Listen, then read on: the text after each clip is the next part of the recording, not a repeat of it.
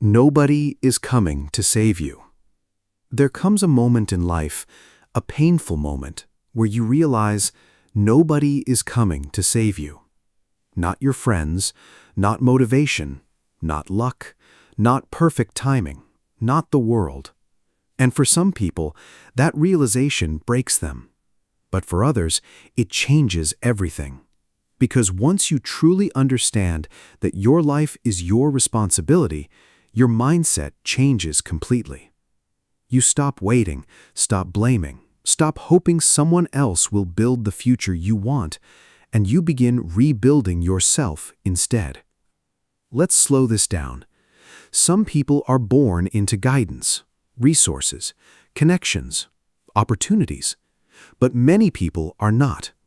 Many people begin life confused, behind, lost, financially struggling, emotionally exhausted, watching everyone else seem ahead while they quietly try to survive. And starting with nothing changes a human being. Because when nobody hands you direction, you are forced to search for it yourself. You begin observing, learning, adapting, studying life differently. That struggle creates a certain kind of person, a sharper person, a hungrier person, a more resilient person, because pain forces awareness. People who start with nothing often carry invisible pressure, pressure nobody sees, pressure to figure life out alone, pressure to prove they are capable of more. And that pressure becomes heavy, especially when you look around and everyone else seems to be moving faster, succeeding faster, living easier, while you are still trying to build stability from scratch. That comparison can destroy people psychologically, because nothing hurts more than feeling left behind in life.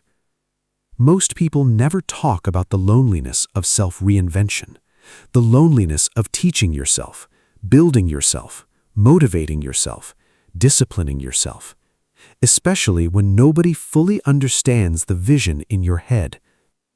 Because self-made journeys are often silent. There are no crowds at the beginning, no applause, no recognition, only uncertainty, confusion, and repetition.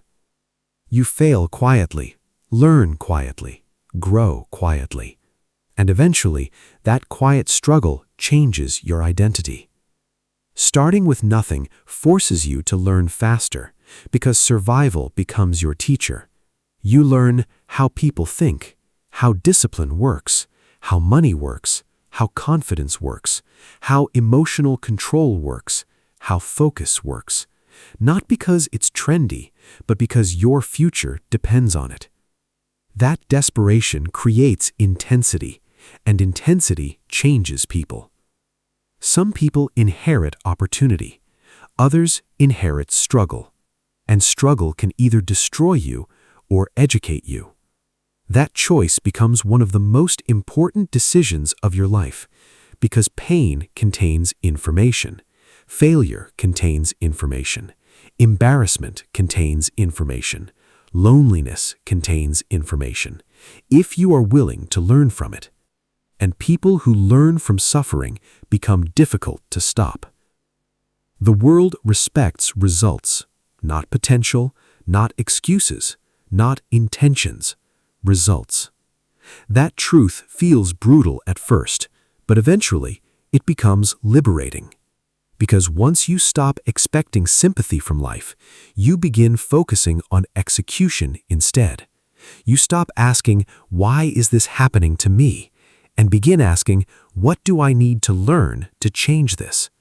That mindset shift creates power, because now pain becomes education instead of identity. Most people underestimate the power of learning, real learning, not just consuming information endlessly, applying it, using it, transforming through it. Because knowledge changes behavior, and behavior changes identity. That's why self-education becomes dangerous. A person willing to learn continuously can completely rebuild their life, no matter where they started. People who become unstoppable usually spend years invisible, years learning quietly, failing quietly, improving quietly, while the world sees nothing. That is the hidden phase of transformation, the phase where nobody believes in you yet, nobody sees the future version of you yet, and surviving that phase requires enormous mental strength. Because it is hard to continue when there is no evidence yet, no validation yet, no applause yet, only belief. Many people give up too early, not because they lack potential, because they cannot handle uncertainty. They cannot handle slow progress. They cannot handle invisible growth. So they retreat back into comfort, back into distraction, back into average thinking.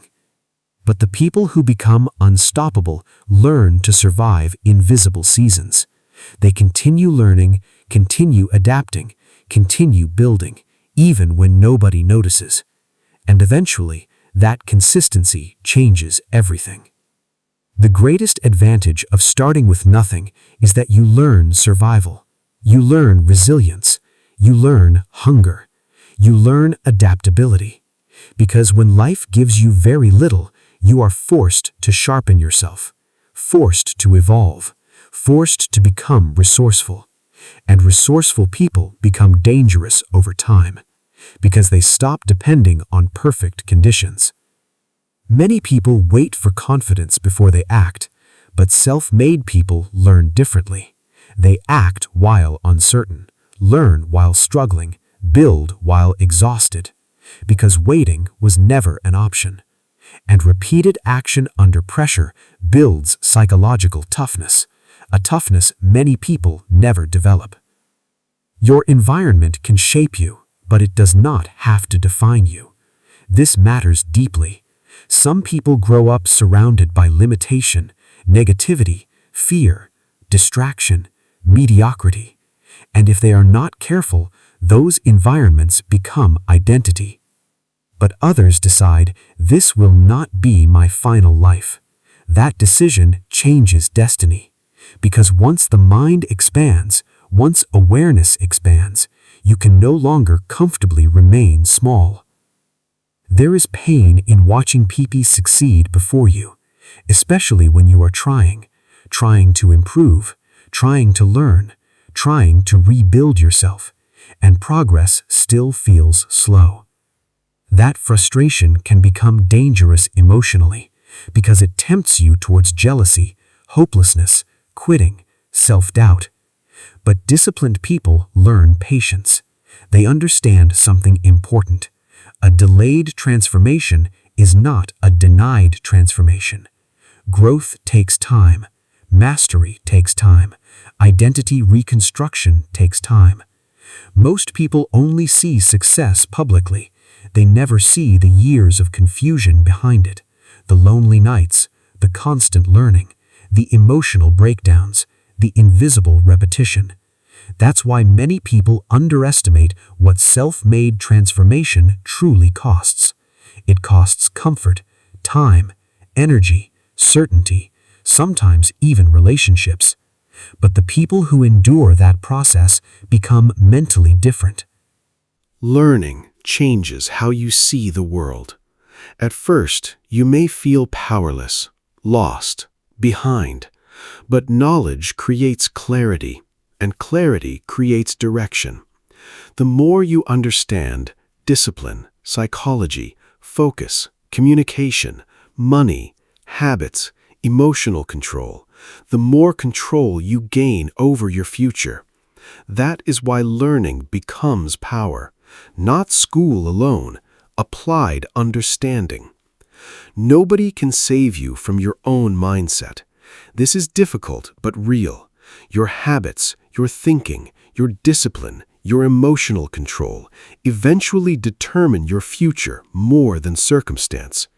Because two people can start in the same struggle and build completely different lives based on mindset and behavior. That's why self-mastery matters. People who start with nothing often develop deep fear, fear of failure, fear of staying stuck forever, fear of never becoming enough. And fear can either paralyze you or fuel you. Some people collapse under pressure, others transform because of it. That transformation begins mentally first. The moment you stop seeing struggle as proof of weakness and start seeing it as training. The world changes quickly now. People who refuse to learn become trapped, but people willing to adapt continuously become difficult to replace.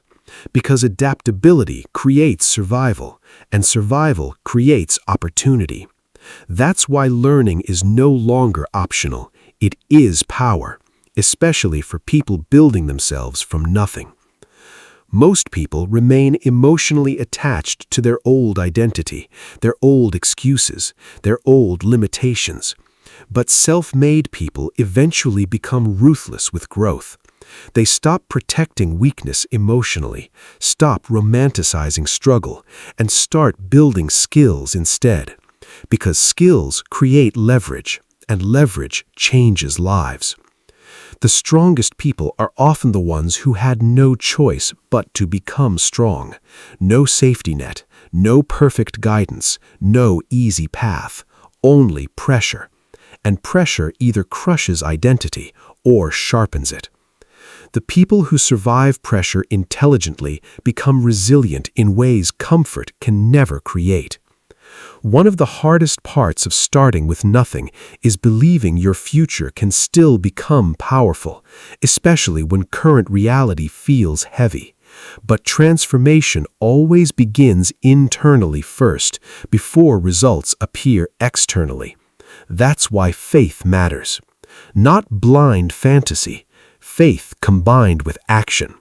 The belief that if I continue learning, continue adapting, continue building, my life can change.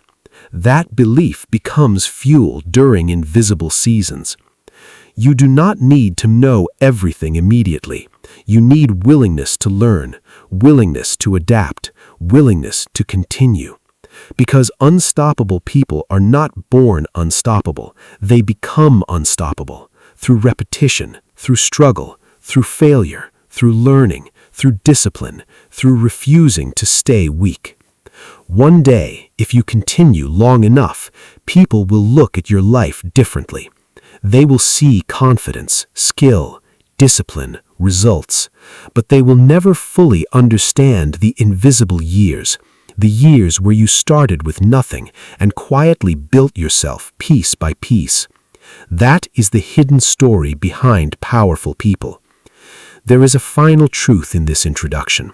Nobody is coming to save you. And once you fully accept that, you stop waiting for permission to change your life. You stop waiting for ideal conditions. You stop waiting for rescue. And you begin becoming someone stronger instead. Someone who learns, adapts, builds, and continues, even when life feels unfair. Because the people who start with nothing and refuse to stop learning eventually become unstoppable. Chapter 1. Starting with nothing changes you. There is a certain kind of pain that only people who started with nothing understand. The pain of watching life move forward while you are still trying to figure everything out. The pain of feeling behind, confused, financially limited, emotionally exhausted, trying to build a future without a clear roadmap. And if you're not careful, that pain can make you bitter. But for some people, that pain becomes fuel. Because starting with nothing changes you. It changes how you see the world, how you think, how you survive, how you fight, and eventually, how you build yourself. Let's slow this down. People who start with nothing often grow up psychologically differently. They notice things earlier, pressure earlier, responsibility earlier, fear earlier. They learn quickly that life is not always fair. Not everyone begins with support, resources, connections, or opportunities. Some people begin life already behind, already struggling, already trying to survive emotionally. And survival changes the nervous system. Because when life feels unstable, you become hyper-aware of money, of failure, of rejection, of being left behind. That awareness creates pressure, and pressure changes people. People who start with nothing usually become mentally older faster, not because they want to, because struggle forces maturity. You begin understanding sacrifice earlier, understanding disappointment earlier, understanding loneliness earlier. While other people move through life comfortably, you are already learning survival, already learning how to adapt, already learning how to continue despite uncertainty. That creates resilience, but it also creates emotional weight. Because carrying pressure for years changes identity. Starting with nothing often creates invisible insecurity. You compare yourself constantly, compare your life, your progress, your opportunities to people who started ahead, people with support, money, guidance. And comparison becomes painful, because deep down you wonder, am I too late? Will I ever catch up?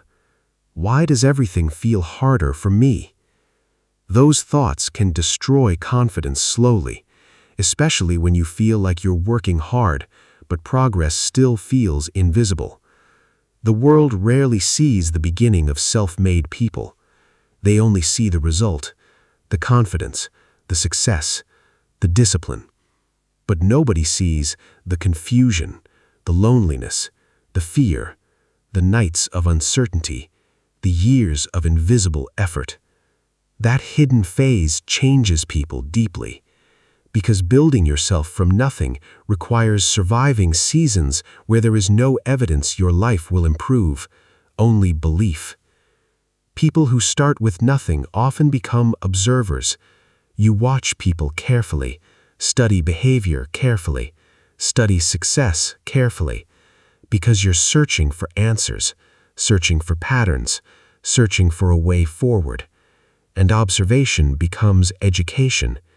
You begin noticing what destroys people, what strengthens people, what creates discipline, what creates confidence, what creates opportunity. That awareness becomes powerful over time. Struggle can either sharpen you or emotionally destroy you. That choice matters, because pain affects people differently. Some become hopeless, some become bitter, some become emotionally dependent on excuses, but others become adaptive. They learn, they evolve, they rebuild themselves repeatedly. And those people eventually become dangerous mentally, because struggle trained them differently. When you start with nothing, you learn the value of resourcefulness. You stop waiting for ideal conditions, because ideal conditions rarely exist. You learn to build with what you have, learn with limited resources, improve with limited support. And that ability becomes an enormous advantage later in life, because resourceful people are hard to stop. They do not collapse every time circumstances become difficult. They adapt. People who start with nothing often carry hidden fear of failure, because failure feels expensive. When you already feel behind, every mistake feels heavier, every delay feels dangerous, every wasted year feels painful. That fear creates pressure, and pressure can become overwhelming psychologically, especially when nobody around you fully understands what you carry internally. Starting with nothing teaches humility painfully. You realize quickly nobody owes you success, nobody owes you opportunity, nobody owes you rescue. That realization hurts at first, but eventually it creates independence. You stop expecting life to become easy automatically and begin focusing on becoming stronger instead. That shift changes everything.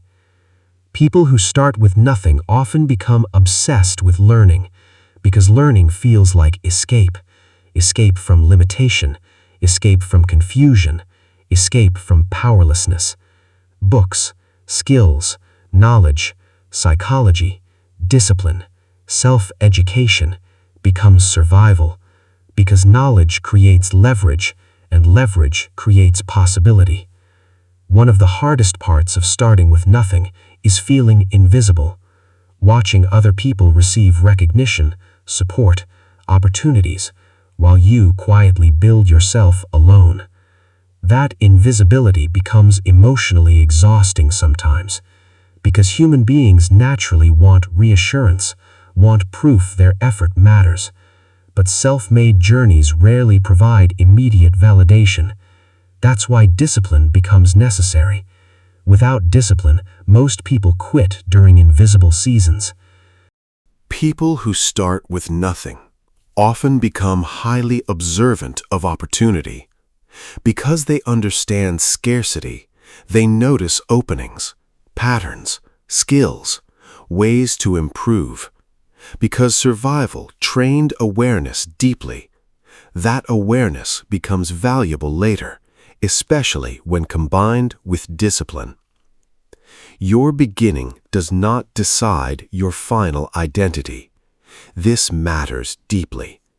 Many people become trapped psychologically by their starting point, their environment, their past, their limitations. But identity is shaped through repetition, not origin. Repeated learning changes identity. Repeated discipline changes identity. Repeated adaptation changes identity. That means no matter where you started, you can still rebuild yourself completely. Some of the strongest people in the world started life invisible, unknown, struggling, rejected, confused. What separated them was not perfect circumstances. It was refusal to remain mentally weak. They kept learning, kept adapting, kept building, even while life felt unfair. That persistence changed everything. The people who start with nothing often develop extreme appreciation later, because struggle sharpens gratitude. You value opportunity, growth, peace, progress, discipline differently, because you remember what instability felt like. You remember what confusion felt like, and memory creates perspective.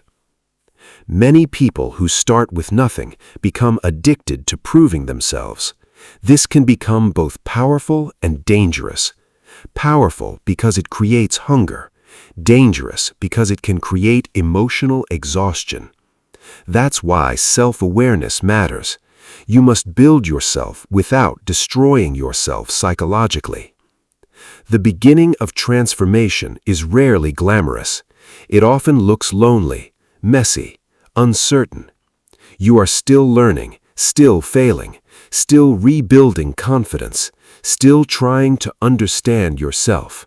And during that phase, most people quit because they expected transformation to feel exciting.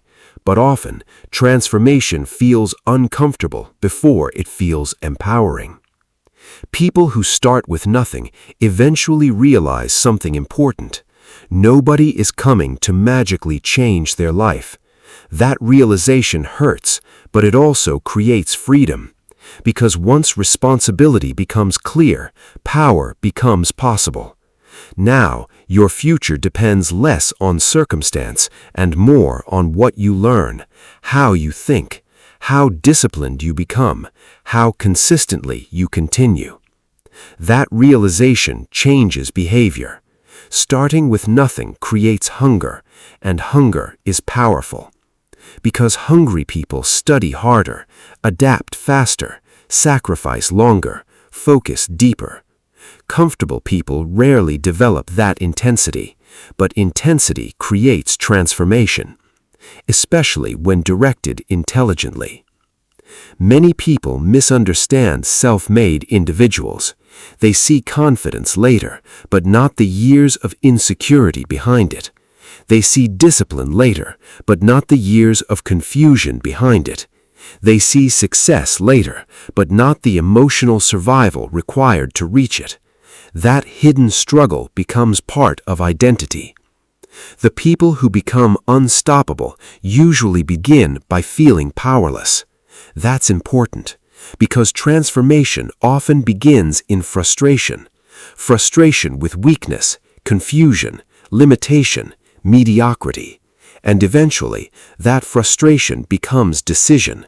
A decision: I refuse to stay this version of myself. That moment changes lives. Starting with nothing teaches emotional endurance. You learn how to continue while uncertain, continue while tired, continue while doubting yourself. And emotional endurance becomes one of the greatest advantages in life, because many people only function when conditions feel good. Self-made people learn to function through discomfort. You are not weak for starting behind. You are being trained differently, trained through pressure, through uncertainty, through struggle. And if you learn correctly from those experiences, they become strength later, not weakness. That is the hidden power of difficult beginnings. One day, people may admire your discipline, your mindset, your focus, but they will never fully understand how much starting with nothing changed you internally, how much it sharpened you, hardened you, educated you. Because people who build themselves from nothing become psychologically different. There is a final truth in this chapter. Starting with nothing changes you. It changes how you see life, how you handle pain, how you value growth, how you approach discipline. And if you refuse to let struggle make you bitter, if you choose learning over hopelessness, adaptation over excuses, discipline over emotional collapse, then one day the same struggle that once almost broke you will become the reason you became unstoppable. Chapter 2. The Pain of Watching Everyone Move Ahead. There is a specific kind of pain that almost nobody talks about honestly. The pain of feeling left behind. The pain of watching other people move forward while you still feel stuck trying to rebuild your life. You see people succeeding, winning, graduating, traveling, building businesses, finding opportunities, living lives that seem stable. And meanwhile, you are still trying to figure yourself out, still trying to survive mentally, still trying to create direction from confusion. And if you are not careful, that feeling can slowly destroy you internally. Because comparison is emotionally dangerous, especially when you already feel behind. Let's slow this down. Most people compare their reality to other people's highlights. You see confidence, but not insecurity. You see success, but not suffering. You see results, but not the invisible years behind them. And because you only see the visible outcome, you begin believing everyone else is ahead while you alone are struggling. That illusion creates emotional pressure. Feeling behind in life can create deep shame. You begin questioning yourself constantly. What am I doing wrong? Why is everyone moving faster than me? Will my life ever improve? And those thoughts become heavy, because uncertainty already feels painful. But uncertainty combined with comparison can become emotionally exhausting, especially when social media constantly reminds you of what you have not achieved yet. Modern life makes comparison unavoidable. Every scroll shows somebody succeeding, somebody traveling, somebody making money, somebody looking happier, somebody becoming successful faster. And if your identity is unstable, that constant exposure slowly weakens self-worth, because your mind begins measuring your value against other people's progress. Most people underestimate how emotionally draining it is to feel stuck, especially when you are trying to learn, trying to improve, trying to survive internally, and progress still feels invisible. That invisibility creates frustration, because effort without visible reward feels psychologically heavy.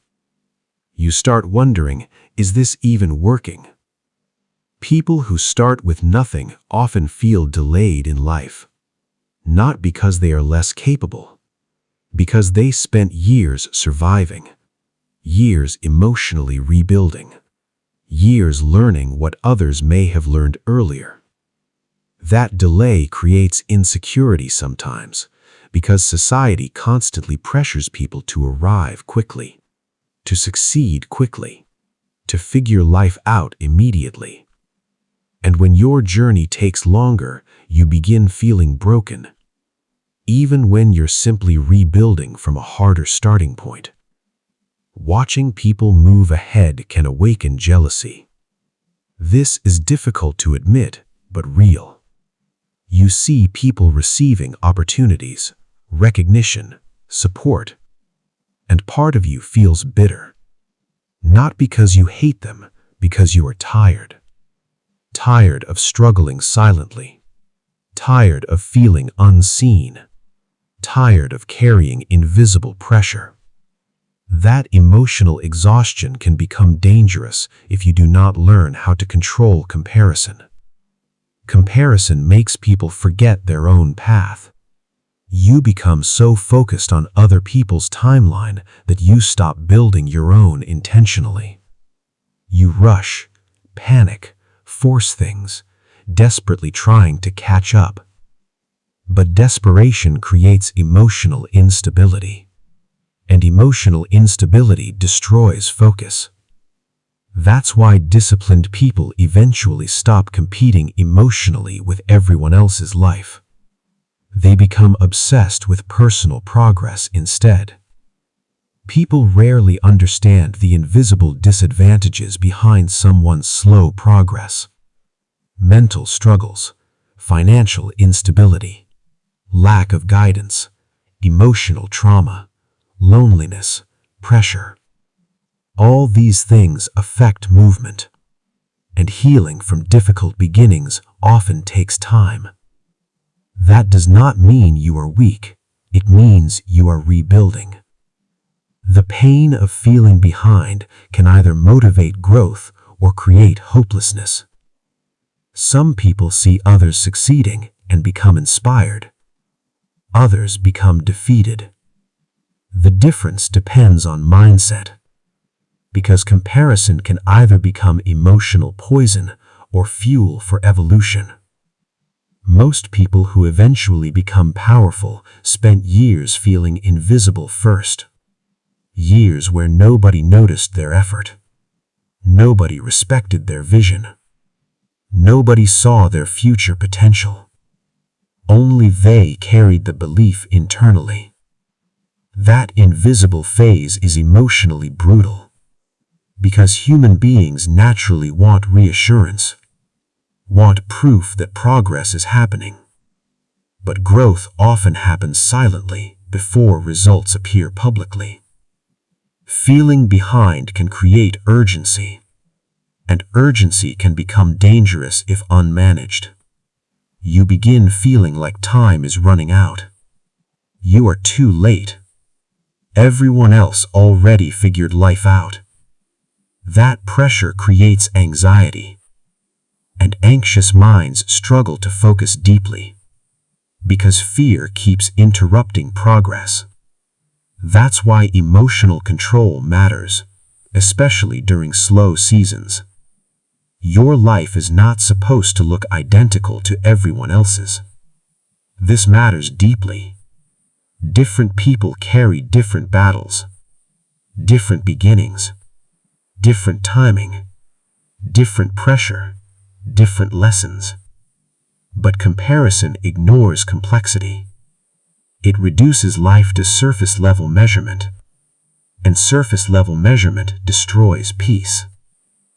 Many people who appear ahead externally are struggling internally.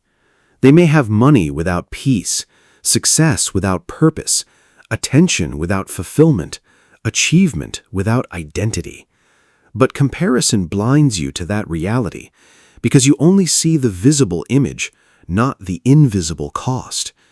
Feeling left behind often creates obsession with proving yourself. You want results desperately, recognition desperately, validation desperately, because part of you wants evidence that your suffering was not meaningless. That pressure can become both motivating and destructive, depending on how you manage it. Some people quit completely because watching others succeed hurts too much. Instead of learning, they withdraw emotionally. They distract themselves, escape themselves, pretend ambition no longer matters. But deep down, the desire never disappears. Because human beings naturally want growth, purpose, meaning, and suppressing ambition creates emotional emptiness. The strongest people learn patience during invisible seasons. This is rare, because patience becomes difficult when life feels uncertain. But disciplined individuals understand something powerful. A slow transformation can still become a powerful transformation. Speed is not always the goal. Depth matters. Identity matters. Skill matters. Mental strength matters. And those things take time to build. Watching people move ahead can make you feel small, especially when you are already insecure.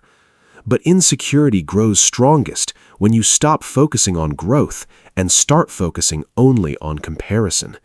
Because comparison creates helplessness, while growth creates momentum.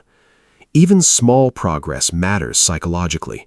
Small improvement restores belief. Many people underestimate how dangerous hopelessness becomes. Hopeless people stop trying fully, stop learning fully, stop believing effort matters, and once belief disappears, discipline collapses. That's why protecting your mindset matters, especially during slow seasons, because your future depends partly on whether you continue believing transformation is still possible. People who start with nothing often need more time to build confidence, because confidence is built through evidence, and when your life has been filled with struggle, failure, confusion, it takes repeated progress to rebuild self-belief. That process cannot always be rushed.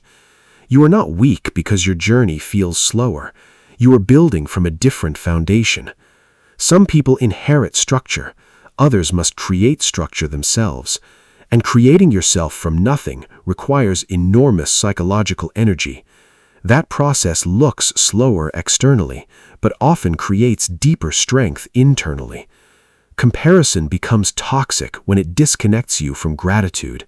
You stop noticing your growth, your resilience, your learning, your survival, your progress, because all you can see is what you still lack. That mentality creates emotional starvation. No achievement ever feels enough, because someone else always appears ahead. Life is not only about speed, it is about direction. Some people move fast toward emptiness, others move slowly toward mastery. That distinction matters enormously, because disciplined growth compounds over time, even when progress feels invisible initially. People who become unstoppable usually learn how to suffer productively, not emotionally collapse every time life feels unfair, not become bitter every time someone succeeds. Instead, they channel pain into learning, into discipline, into self-development, and eventually, that emotional maturity changes everything. The world pressures people to perform success constantly, to appear successful, happy, stable, even when they are struggling internally. That pressure creates fake lives. People become obsessed with appearances instead of real growth. But real transformation happens privately, quietly, slowly, through repeated learning and discipline, not public performance. The pain of watching others move ahead can become motivation if you use it correctly. Not motivation rooted in jealousy, but motivation rooted in possibility. If someone else transformed their life, maybe transformation is possible for you too. That mindset creates hope, and hope matters during difficult seasons. Your timeline does not determine your worth. This is important because society constantly measures people by achievement speed. But human beings are more complex than timelines. Some people bloom later, some rebuild later, some discover purpose later. That does not make them failures. It means their journey is unfolding differently. There will be moments where you genuinely feel exhausted emotionally, exhausted from trying, exhausted from rebuilding, exhausted from uncertainty. And during those moments, you must remember something powerful. Your current reality is not your final identity. It is a season, not a life sentence. The people who become unstoppable usually continue through seasons where nothing externally confirms their future. That is why discipline matters more than emotion, because emotion collapses under uncertainty, but disciplined action continues even while results remain invisible.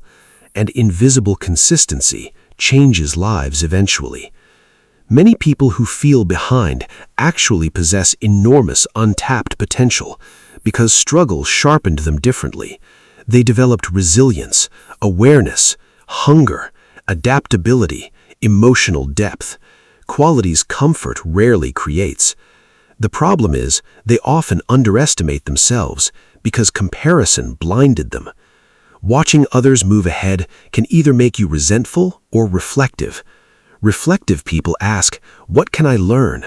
What skills do I need? How can I improve myself? That mindset creates movement, and movement creates hope. Even small movement matters psychologically. One of the hardest lessons in life is understanding that nobody can live your path for you. Nobody can learn for you, discipline for you, focus for you. Eventually, you must stop emotionally measuring your life against everyone else's progress and begin building your own identity intentionally. Your future changes the moment you stop asking, "Why am I behind?" and start asking, "What must I become?" That shift changes everything psychologically, because now energy moves away from comparison and toward transformation. That is where real progress begins. The people who become powerful later in life often spent years feeling invisible, years learning quietly, building quietly, improving quietly, while everyone else misunderstood their journey. But invisible growth is still growth, and growth compounds, even when nobody notices immediately. The pain of watching everyone move ahead can either break your spirit or sharpen your discipline. That choice belongs to you. You can become bitter or become better, distracted or focused, hopeless or adaptive, because pain always asks a question. Will this experience destroy you or educate you? There is a final truth in this chapter. Feeling behind is painful. Watching people move ahead is painful. But your life is not over because your journey is slower. You are still learning, still rebuilding, still becoming.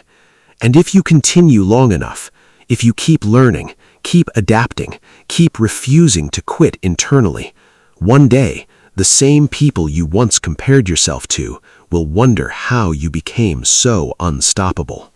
Chapter 3. When nobody believes in you. One of the hardest parts of becoming successful is surviving the phase where nobody believes in you. Nobody sees the vision. Nobody understands your ambition. Nobody sees the future version of you. They only see your current reality, your struggles, your mistakes, your unfinished life. And carrying belief alone can feel emotionally exhausting, especially when you are already doubting yourself internally. Let's slow this down. Most people support results, not beginnings. People clap when success becomes visible. But before that, before the confidence, before the transformation, before the money, before the growth, there is usually silence, doubt, sometimes even mockery. Because human beings often judge potential based on current evidence. And when your life still looks incomplete, most people cannot imagine your future. When nobody believes in you, self-doubt becomes louder. You begin questioning everything. Am I wasting my time? What if they are right about me? What if I never become anything? Those thoughts become dangerous because repeated doubt weakens action, and weakened action slows transformation. That's why belief matters psychologically, especially during invisible seasons. Many people secretly need validation to continue. They need encouragement, recognition, approval, proof that they are moving correctly. But self-made journeys rarely provide constant reassurance. Sometimes you must continue learning, working, building, without external confirmation. And that level of emotional independence is rare. People usually believe in you after evidence appears, not before. That is why early stages feel lonely. Because while you see possibility, other people only see uncertainty. They see risk, confusion, instability. And unstable beginnings make people uncomfortable, especially people who fear uncertainty themselves.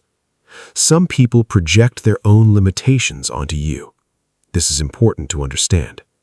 People who gave up on themselves often struggle to believe deeply in others because your ambition reminds them of what they abandoned internally. So they discourage you, mock your vision, question your goals. Not always because they hate you. Sometimes because your growth makes them uncomfortable. Being misunderstood emotionally hurts, especially when you genuinely want more from life. You're trying to learn, trying to improve, trying to build yourself, and instead of support, you receive doubt, criticism, silence. That emotional isolation can become painful because human beings naturally want connection, want understanding, want belief. Some people will only support your dream after it succeeds. That is reality. They will admire your confidence later, admire your discipline later, admire your growth later. But during the beginning, during the uncertainty, many will stay distant because belief without evidence feels risky to them. That's why strong self-belief becomes necessary. The dangerous thing about repeated doubt is that it slowly weakens identity, especially if you already started with insecurity.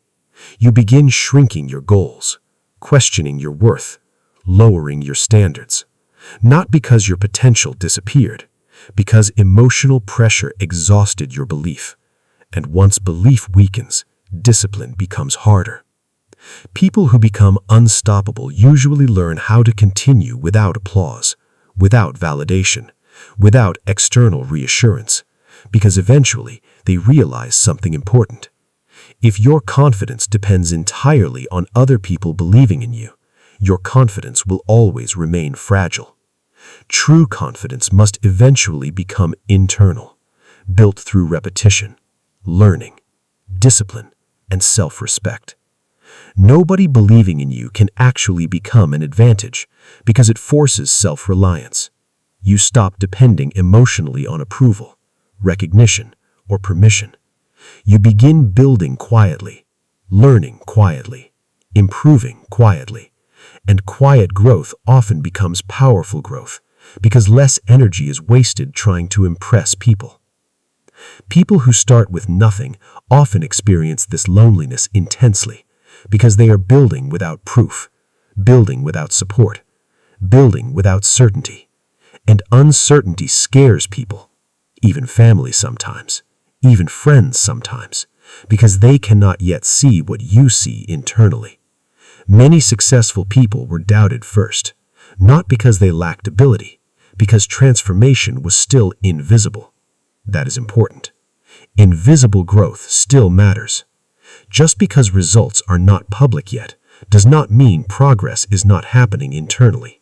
Skills are developing, mindset is changing, discipline is forming, identity is evolving, even if nobody notices yet. When nobody believes in you, you begin discovering your real relationship with yourself, because external validation disappears. Now you must decide, can I continue believing in myself alone?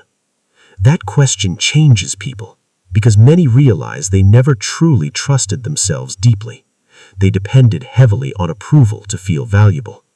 Self-belief is not arrogance, it is survival, especially during difficult seasons, because if you lose belief completely, you stop trying, stop learning, stop building, and hopelessness slowly destroys potential. That's why protecting your mindset matters, especially when external support feels absent. People often mistake unfinished potential for permanent limitation. This is one of the greatest misunderstandings in life. Someone struggling today can become powerful tomorrow. Someone invisible today can become extraordinary later. But transformation takes time, and most people judge too early. That's why patience matters. Being doubted can either weaken you or sharpen you. Some people collapse emotionally under criticism. Others become more focused, more disciplined, more determined to prove themselves through growth. That emotional choice changes destiny, because pain always asks a question. Will you stop, or will you build anyway?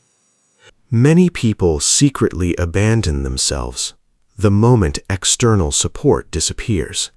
They stop believing in their own vision, stop believing in their own growth, because emotionally they trusted other people's opinion more than their own potential. That is dangerous, because external opinion changes constantly, but disciplined self-belief creates stability.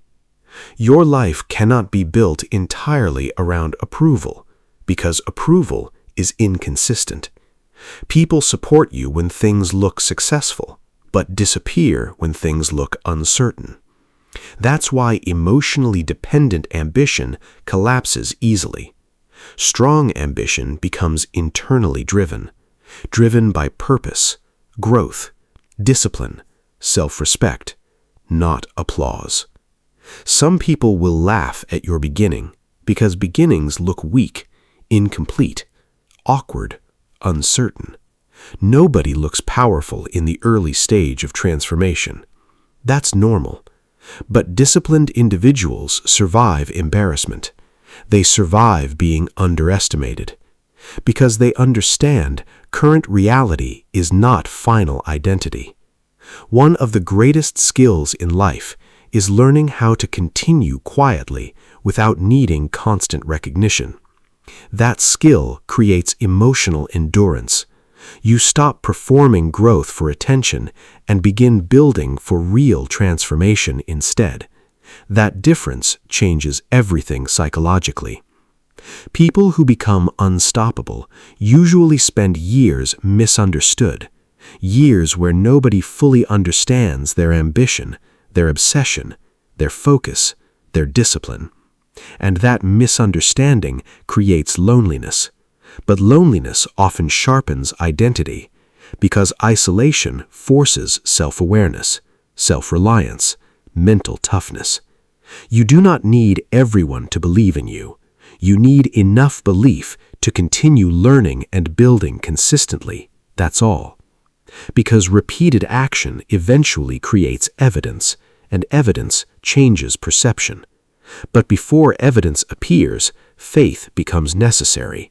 Not blind fantasy, disciplined belief supported by action. There will be moments where giving up feels emotionally easier, because carrying vision alone feels heavy, especially when progress is slow, money is low, opportunities are unclear, people doubt you. During those moments, your mindset becomes everything, because weak minds interpret difficulty as proof to stop. Strong minds interpret difficulty as part of transformation. Most people never see the hidden war behind successful people, the war against doubt, insecurity, rejection, invisibility, loneliness. They only see confidence later, not the years of uncertainty behind it. That hidden struggle creates depth, and depth changes people. Being underestimated can become fuel, not toxic ego, focused intensity, a quiet internal decision, I will become more than this version of myself. That mindset creates movement, and movement creates momentum. Eventually, momentum creates identity. The strongest people often learned how to survive emotionally alone, not because they wanted isolation, because life forced them into self-reliance. And self-reliance changes how you think. You stop expecting rescue, stop expecting constant support, and begin focusing on personal growth instead. That shift creates power. Some people may never fully understand your vision, and that is okay, because your purpose is not to convince everyone. Your purpose is to build yourself consistently. Results speak louder eventually, but before results, you must survive uncertainty. Your environment can affect belief deeply. If you are surrounded by negativity, limitation, hopelessness, fear, it becomes harder to dream boldly, harder to believe transformation is possible. That's why protecting your mind matters. What you hear repeatedly affects identity. People who become unstoppable usually become selective with energy, selective with influence, selective with attention, because they understand protecting belief matters during early stages. Weak environments weaken vision. Focused environments strengthen it. Nobody believing in you does not mean you are incapable. It often means your transformation is still invisible. And invisible transformation requires patience. Skill building requires patience. Identity change requires patience. The problem is, most people quit before results become visible. The beginning of self-made success often feels emotionally irrational. You are believing in something that does not yet exist physically. That uncertainty terrifies most people. But disciplined individuals continue anyway. They keep learning, keep adapting, keep improving, until eventually reality catches up with vision. You must be careful not to build your life around proving people wrong. That mindset creates emotional exhaustion. Instead, build your life around becoming stronger, smarter, more disciplined, more capable. Because true transformation is not revenge, it is evolution.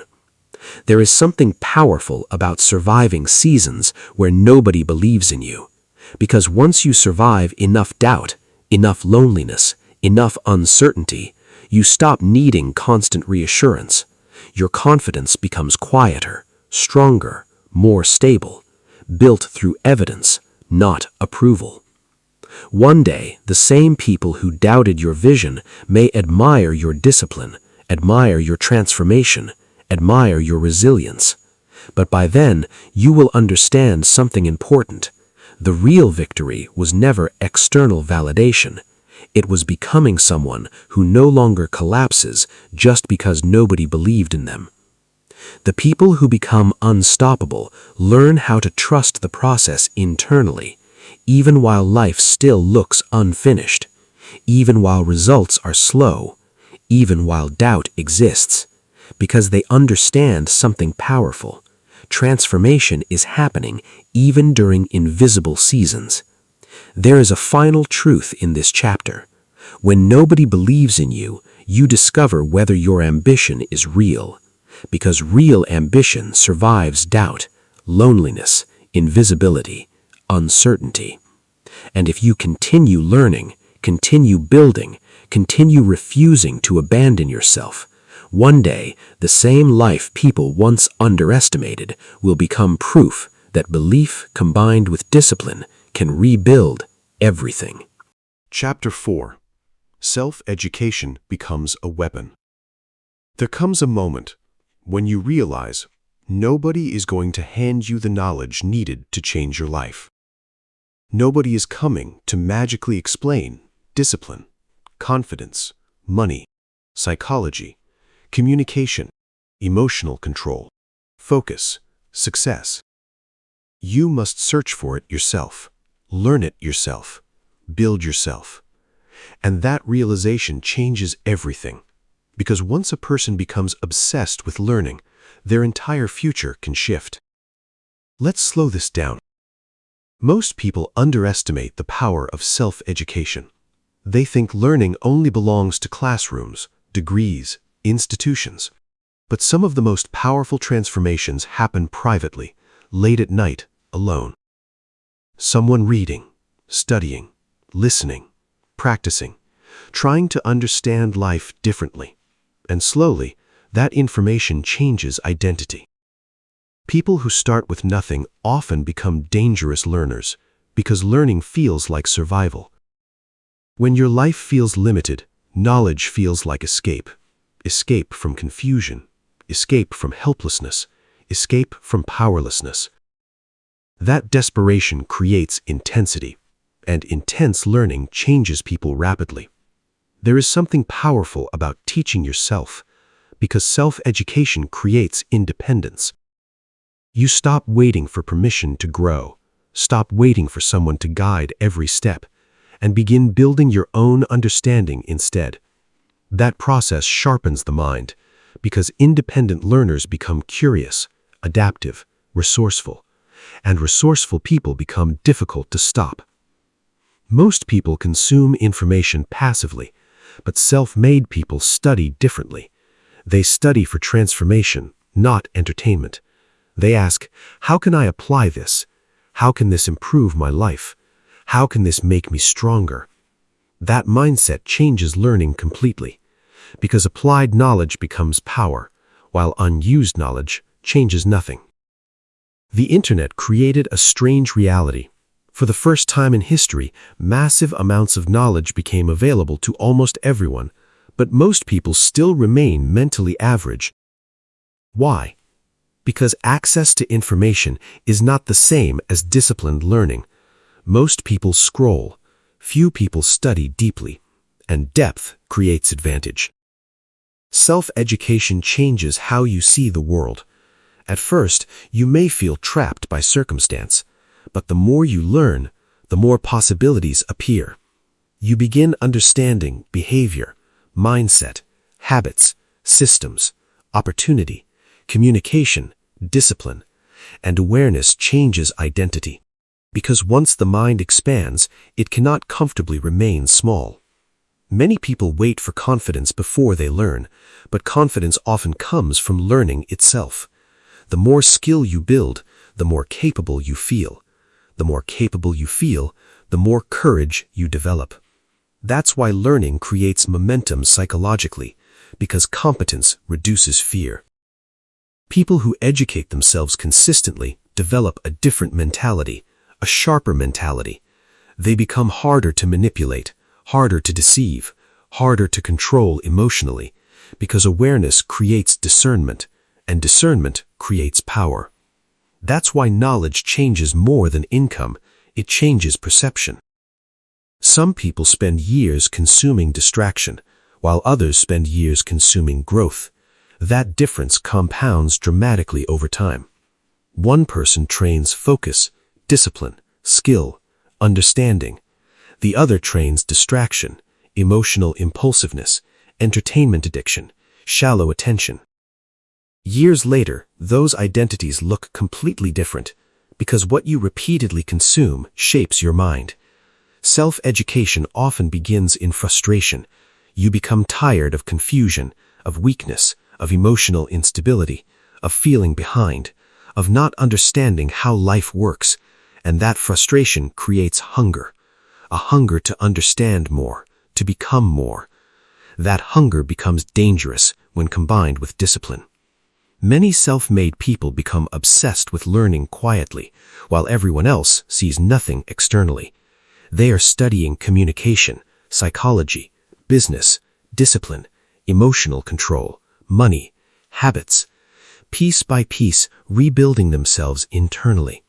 That invisible learning phase becomes powerful later because skills compound silently.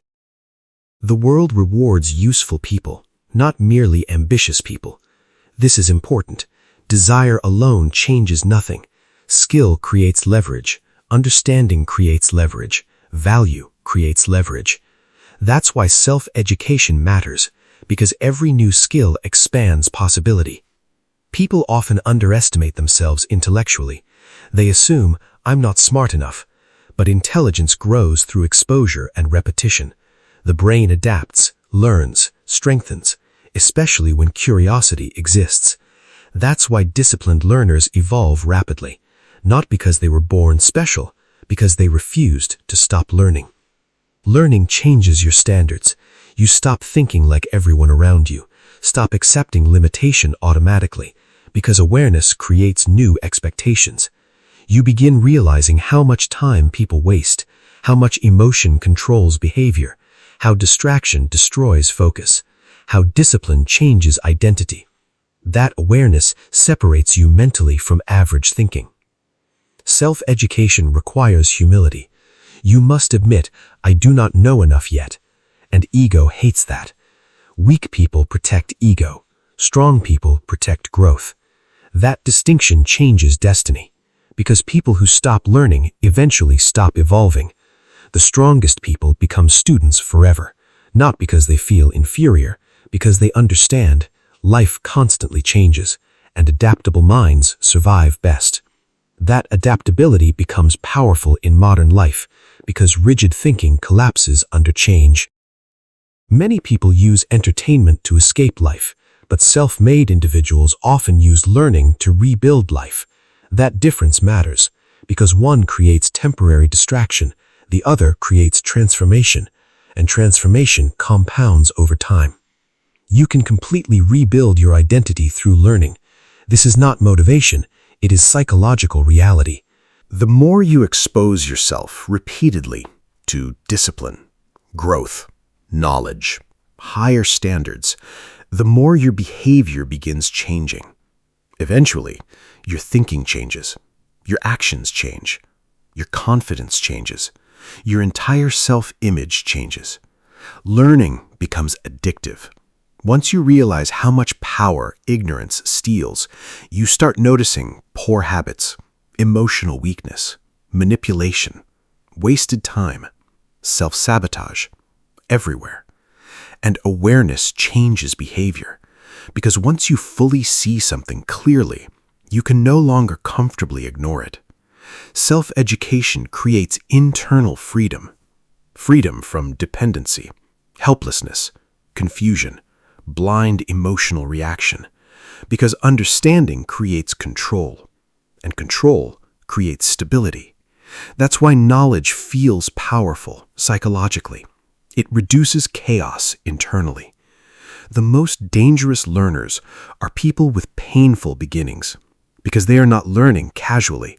They are learning to escape limitation, learning to rebuild identity, learning to create opportunity. And desperate learners often become extraordinary because pain sharpened their focus.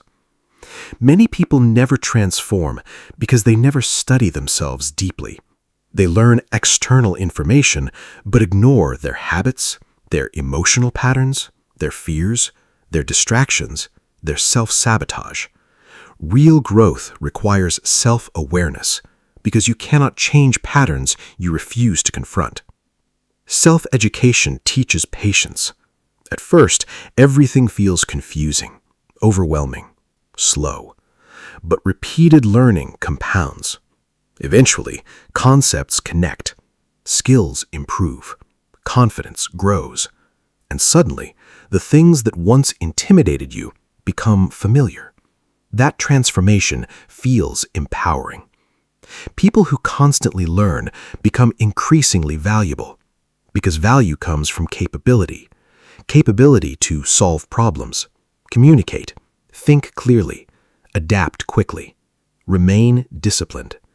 And disciplined capability creates opportunity, even when beginnings were difficult. The world often rewards surface-level performance publicly, but deep learning creates lasting advantage privately. Many people want shortcuts, quick success, instant recognition, but mastery requires repetition, study, practice, patience. And patience is rare now. That's why deeply skilled people stand out so strongly. Self-education sharpens emotional control too, because the more you understand psychology, the more you recognize impulsiveness, distraction, emotional dependency, self-destructive behavior inside yourself. That awareness creates responsibility, and responsibility creates growth. Many people wait for opportunities, but self-education helps create opportunity, because knowledge changes how you move through life. You begin seeing possibilities, connections, solutions, patterns that other people overlook. Expanded perception changes destiny. The people who become unstoppable usually spend years learning invisibly, years where nobody notices their discipline, nobody notices their study, nobody notices their self-reinvention, until eventually results become visible publicly. But by then, the real transformation already happened internally. One of the most powerful things about learning is that nobody can permanently take it from you. Money can disappear, circumstances can change, but skill remains. Understanding remains. Perspective remains. That's why knowledge becomes security for many self-made people. Self-education requires sacrifice. You sacrifice comfort, distraction, endless entertainment, emotional laziness, because deep learning requires attention, and attention is rare now. That's why focused learners gain such enormous advantage. Many people feel powerless because they never fully developed themselves. They stayed dependent on approval, instruction, motivation, external structure. But self-education builds internal structure, internal discipline, internal direction. That internal foundation creates resilience. Learning changes the way you speak, think, react, carry yourself. It changes how you solve problems, how you approach fear, how you handle difficulty. Because education is not only information, it is identity reconstruction. There is loneliness in self-education sometimes. You begin outgrowing old conversations, old habits, old environments, because awareness changes standards, and higher standards create separation. That separation can feel isolating initially, but growth often requires distance from limiting thinking. The strongest people are usually obsessive learners, not because they love studying perfectly, because they understand something painful. Ignorance is expensive. Lack of discipline is expensive. Lack of understanding is expensive. And staying mentally weak eventually costs years. That realization creates urgency. You do not need to learn everything at once. You need consistency. Small daily improvement compounds enormously. One lesson, one skill, one insight, repeated long enough, can completely redirect a life. That is how self-made transformation happens, gradually. The people who start with nothing and become unstoppable usually become addicted to growth, because growth becomes proof that change is possible, identity can evolve, circumstances can improve. And once a person fully realizes they can rebuild themselves through learning, their entire mindset changes. One day, people may admire your confidence, your discipline, your intelligence, but they will never fully see the lonely nights, the endless learning, the confusion, the repetition, the years spent rebuilding yourself quietly. That invisible education shaped everything. There is a final truth in this chapter. Self-education becomes a weapon. The moment you stop learning for entertainment and start learning for transformation.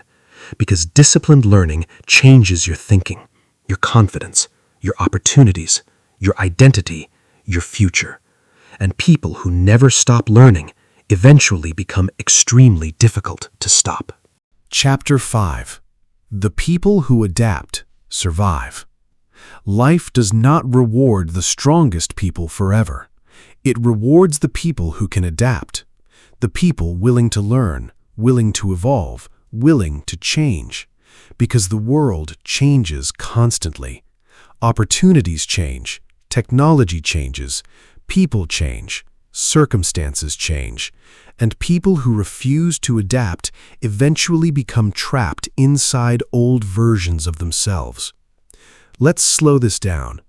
Many people suffer unnecessarily because they are emotionally attached to familiarity, familiar routines, familiar thinking, familiar habits, even when those things are destroying their growth, because familiarity feels safe, predictable, comfortable. But comfort can quietly become a prison, especially when life demands evolution. The people who become unstoppable usually learn how to reinvent themselves repeatedly, not because they enjoy uncertainty, because survival forced flexibility. They learned how to start over, how to adjust, how to rebuild, how to recover, how to evolve under pressure. And those experiences created resilience, because adaptation creates psychological toughness. Many people confuse stability with safety, but in reality, refusing to evolve becomes dangerous, especially in a fast-changing world. The person who refuses to learn new skills, refuses to grow emotionally, refuses to change mentally, eventually becomes outdated. Not because they lacked potential, because they resisted adaptation.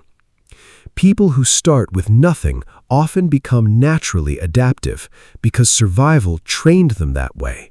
When resources are limited, you learn creativity, resourcefulness, flexibility. You learn how to make progress even when conditions are imperfect, and imperfect conditions build resilient minds. Most people panic when life changes suddenly. They emotionally collapse when plans fail, opportunities disappear, routines break, comfort disappears, because their identity depended too heavily on stability. But adaptive people think differently. They ask, "What now? What can I learn? How do I move forward from here?" That mentality creates movement, even during chaos. Adaptation requires humility. You must admit, my current way is not working, and ego hates that realization. Weak minds defend old habits emotionally. Strong minds adjust quickly, because growth matters more than pride. That distinction changes lives. Many people remain loyal to identities that no longer serve them. The insecure version, the distracted version, the emotionally reactive version, because change feels uncomfortable. But if identity never evolves, life remains repetitive. That's why adaptation matters psychologically. You must become willing to outgrow old versions of yourself.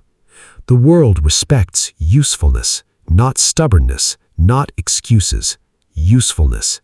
The ability to solve problems, adapt quickly, learn continuously, stay emotionally stable under pressure. Those qualities create survival, especially during difficult seasons. People who adapt well usually become excellent observers. They study environments, opportunities, behavior, patterns, systems, because awareness helps adaptation and awareness creates advantage. Most people move through life unconsciously. Adaptive people pay attention. Adaptation often begins painfully. Life forces you into discomfort, forces you into uncertainty, forces you to confront limitations. And initially, that process feels overwhelming because the old identity wants familiarity, but growth requires unfamiliarity. That tension creates resistance. Some people spend their entire lives trying to return to old comfort, old habits, old versions of themselves. But life keeps moving forward, and people who refuse to evolve eventually become emotionally stuck. That's why adaptation is not weakness, it is intelligence.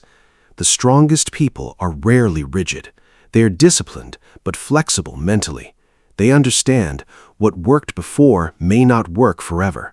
That awareness keeps them learning, keeps them evolving, keeps them dangerous, because stagnant minds weaken over time. Many people fear change because change exposes uncertainty, and uncertainty creates anxiety. You no longer feel fully in control, but adaptive people develop a different relationship with uncertainty. They stop seeing uncertainty as threat only and begin seeing it as possibility too. That shift changes everything. Adaptation creates confidence, because every time you survive difficulty, you gather evidence: I can handle change. That evidence strengthens self-belief.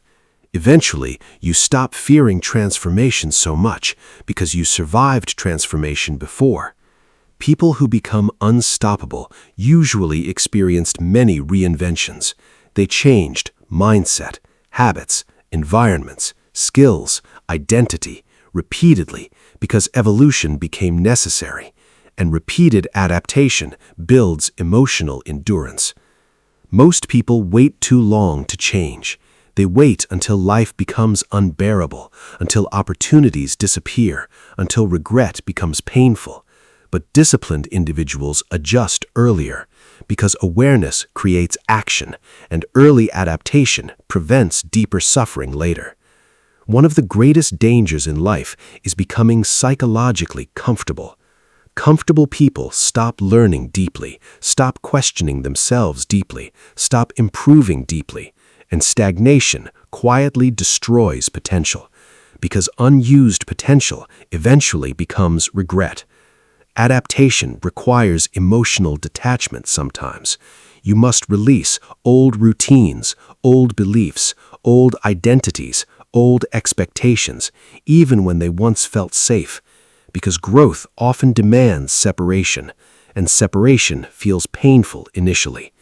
People who survive difficult lives often become mentally flexible, because hardship taught them how to recover, how to adjust, how to survive emotionally, and emotional survival creates resilience, especially when combined with self-awareness. Many people resist growth because growth threatens identity. If you change deeply, your relationships may change, your environment may change, your priorities may change. That uncertainty scares people, so they remain familiar instead, even while unhappy. Adaptation is not abandoning yourself, it is upgrading yourself. You are not betraying your identity by evolving, you are strengthening it. That distinction matters because many people stay trapped, trying to protect old versions of themselves that no longer fit their future. The world changes faster now than ever before. Attention spans change, technology changes, opportunity changes, and people unwilling to learn continuously become vulnerable quickly. That's why adaptability has become one of the most important modern skills. Some people break under pressure. Others become sharper. Why? Mindset. One person interprets difficulty as life is against me. Another interprets difficulty as this is training. That interpretation changes emotional response, and emotional response changes behavior. Adaptive people do not waste time complaining endlessly. They focus on adjustment, because complaining without action changes nothing, and powerless thinking creates powerless behavior. That's why disciplined people eventually stop asking, "Why is this happening?" and begin asking, "How do I respond intelligently?" Life rarely stays predictable. This is important to accept. People lose opportunities, lose money, lose relationships, lose certainty, and rigid identities collapse under unexpected change. But adaptive identities survive because flexibility creates resilience. People who start with nothing often become excellent problem solvers because survival demanded it. They learned how to improvise, how to recover, how to think creatively, how to move forward despite limitations. Those experiences become valuable later, especially when combined with discipline. Adaptation requires courage because change always risks failure initially. You may feel inexperienced, uncertain, awkward, but awkwardness is part of growth. Every powerful identity was once inexperienced. That's why disciplined learners continue despite discomfort. The strongest people do not attach their identity to temporary circumstances. They understand my current situation is not my final identity. That mindset creates hope during difficult seasons, because now circumstances become temporary, not permanent definitions. Many people secretly fear becoming beginners again. They fear looking inexperienced, uncertain, unpolished, so they avoid growth opportunities completely. But adaptive individuals accept beginner stages, because mastery requires temporary incompetence, and humility accelerates learning. Adaptation creates freedom, because adaptable people do not depend heavily on perfect conditions, stable environments, predictable outcomes. They know how to adjust, and adjustment creates confidence. Confidence creates movement. Movement creates opportunity. Some people stay emotionally loyal to struggle. They become attached to limitation, attached to victim identity, because pain became familiar. But adaptive people eventually decide, I cannot stay this version forever. That decision creates transformation. The people who survive long-term usually become emotionally resilient, not emotionally perfect. Resilient. They recover faster, adjust faster, continue faster, because life trained endurance into them, and endurance compounds into strength over time. You must be careful not to confuse comfort with peace. Comfort often prevents evolution. Peace comes from alignment, from growth, from becoming stronger internally, and internal strength requires adaptation. Every difficult season teaches something if you are willing to learn. Failure teaches awareness. Rejection teaches resilience. Loneliness teaches self-reliance. Pressure teaches focus. Pain teaches perspective. And perspective changes people deeply. Adaptive people do not romanticize the past excessively. They appreciate lessons but continue evolving, because growth requires movement, and movement requires willingness to leave old identities behind. The people who become unstoppable usually master emotional flexibility. They stop collapsing every time life changes unexpectedly. They adapt mentally, emotionally, strategically. That flexibility becomes dangerous over time, because resilient minds recover quickly. One of the greatest advantages in life is the ability to learn faster than circumstances destroy you. That ability changes futures, because rapid learning creates rapid adaptation, and adaptation creates survival. Many people are waiting for life to become easier, but powerful people become stronger instead. That mindset changes everything, because strength creates stability, even during uncertainty, and stable minds make better decisions. There will be moments where life forces reinvention, moments where your old identity no longer works. During those seasons, you must choose resistance or evolution. That decision shapes destiny. Adaptation is not weakness, it is strategic survival. Nature itself rewards adaptation, not rigidity, and life follows similar principles. People who learn, adjust, evolve, and remain disciplined through uncertainty eventually build powerful identities. There is a final truth in this chapter. The people who adapt survive, not because life becomes easier for them, but because they become mentally flexible enough to keep evolving even during uncertainty, even during pressure, even during painful change. And people who keep learning, keep adjusting, keep rebuilding themselves intelligently, eventually become almost impossible to stop. Chapter 6. Obsession is the advantage of broke people. There is a certain kind of obsession that only people with nothing understand. An obsession created by pressure, by hunger, by fear of staying stuck forever. When you have no safety net, no powerful connections, no guaranteed opportunities, you begin realizing something painful. Average effort is not enough. And that realization changes people completely. Because when survival becomes personal, focus becomes intense. Let's slow this down. People who grow up comfortable often move through life casually, not because they are weak, because urgency was never forced into them. But people who feel trapped by circumstance develop a different mentality. They begin thinking constantly about escape, about growth, about becoming more. Because remaining average feels emotionally dangerous. Broke people often become obsessive thinkers, not always by choice. Pressure forces it. You think about money, opportunity, success, learning, improvement, survival, repeatedly, because your environment keeps reminding you that your current life cannot remain permanent. That pressure creates intensity, and intensity changes behavior. Many powerful people were once obsessed with learning, discipline, skill building, self-improvement, escaping limitation. Because obsession creates repetition, and repetition creates mastery. Most people never repeat long enough because comfort interrupts intensity. But pressure keeps hungry people moving.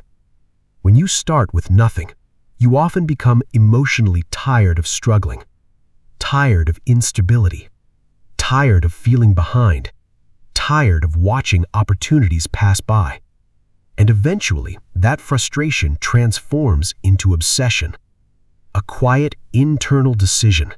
My life cannot stay like this forever. That moment changes people psychologically. Obsession is powerful because it concentrates energy.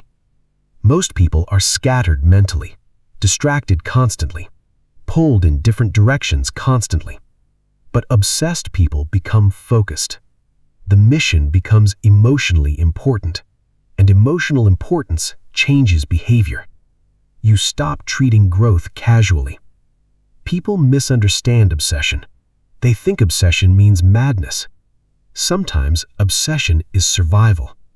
A person studying late at night, learning constantly, working constantly, trying desperately to rebuild their future is not always driven by ego. Sometimes they're driven by fear. Fear of remaining powerless. Pressure sharpens focus. This is why difficult beginnings often create intense individuals, because pain removes illusion. You stop romanticizing laziness. Stop romanticizing wasted time. When you feel behind in life, every hour begins feeling important. That awareness creates urgency, and urgency creates movement. Most people never become extraordinary because they never become emotionally committed enough. They want success casually, growth casually, transformation casually. But obsession creates depth, and depth creates advantage, especially in a distracted world. Broke people often learn sacrifice earlier. They sacrifice sleep, comfort, entertainment, convenience, because survival demanded discipline, and discipline compounds, especially when repeated for years. That repetition builds identity. There is loneliness inside obsession, because obsessed people think differently.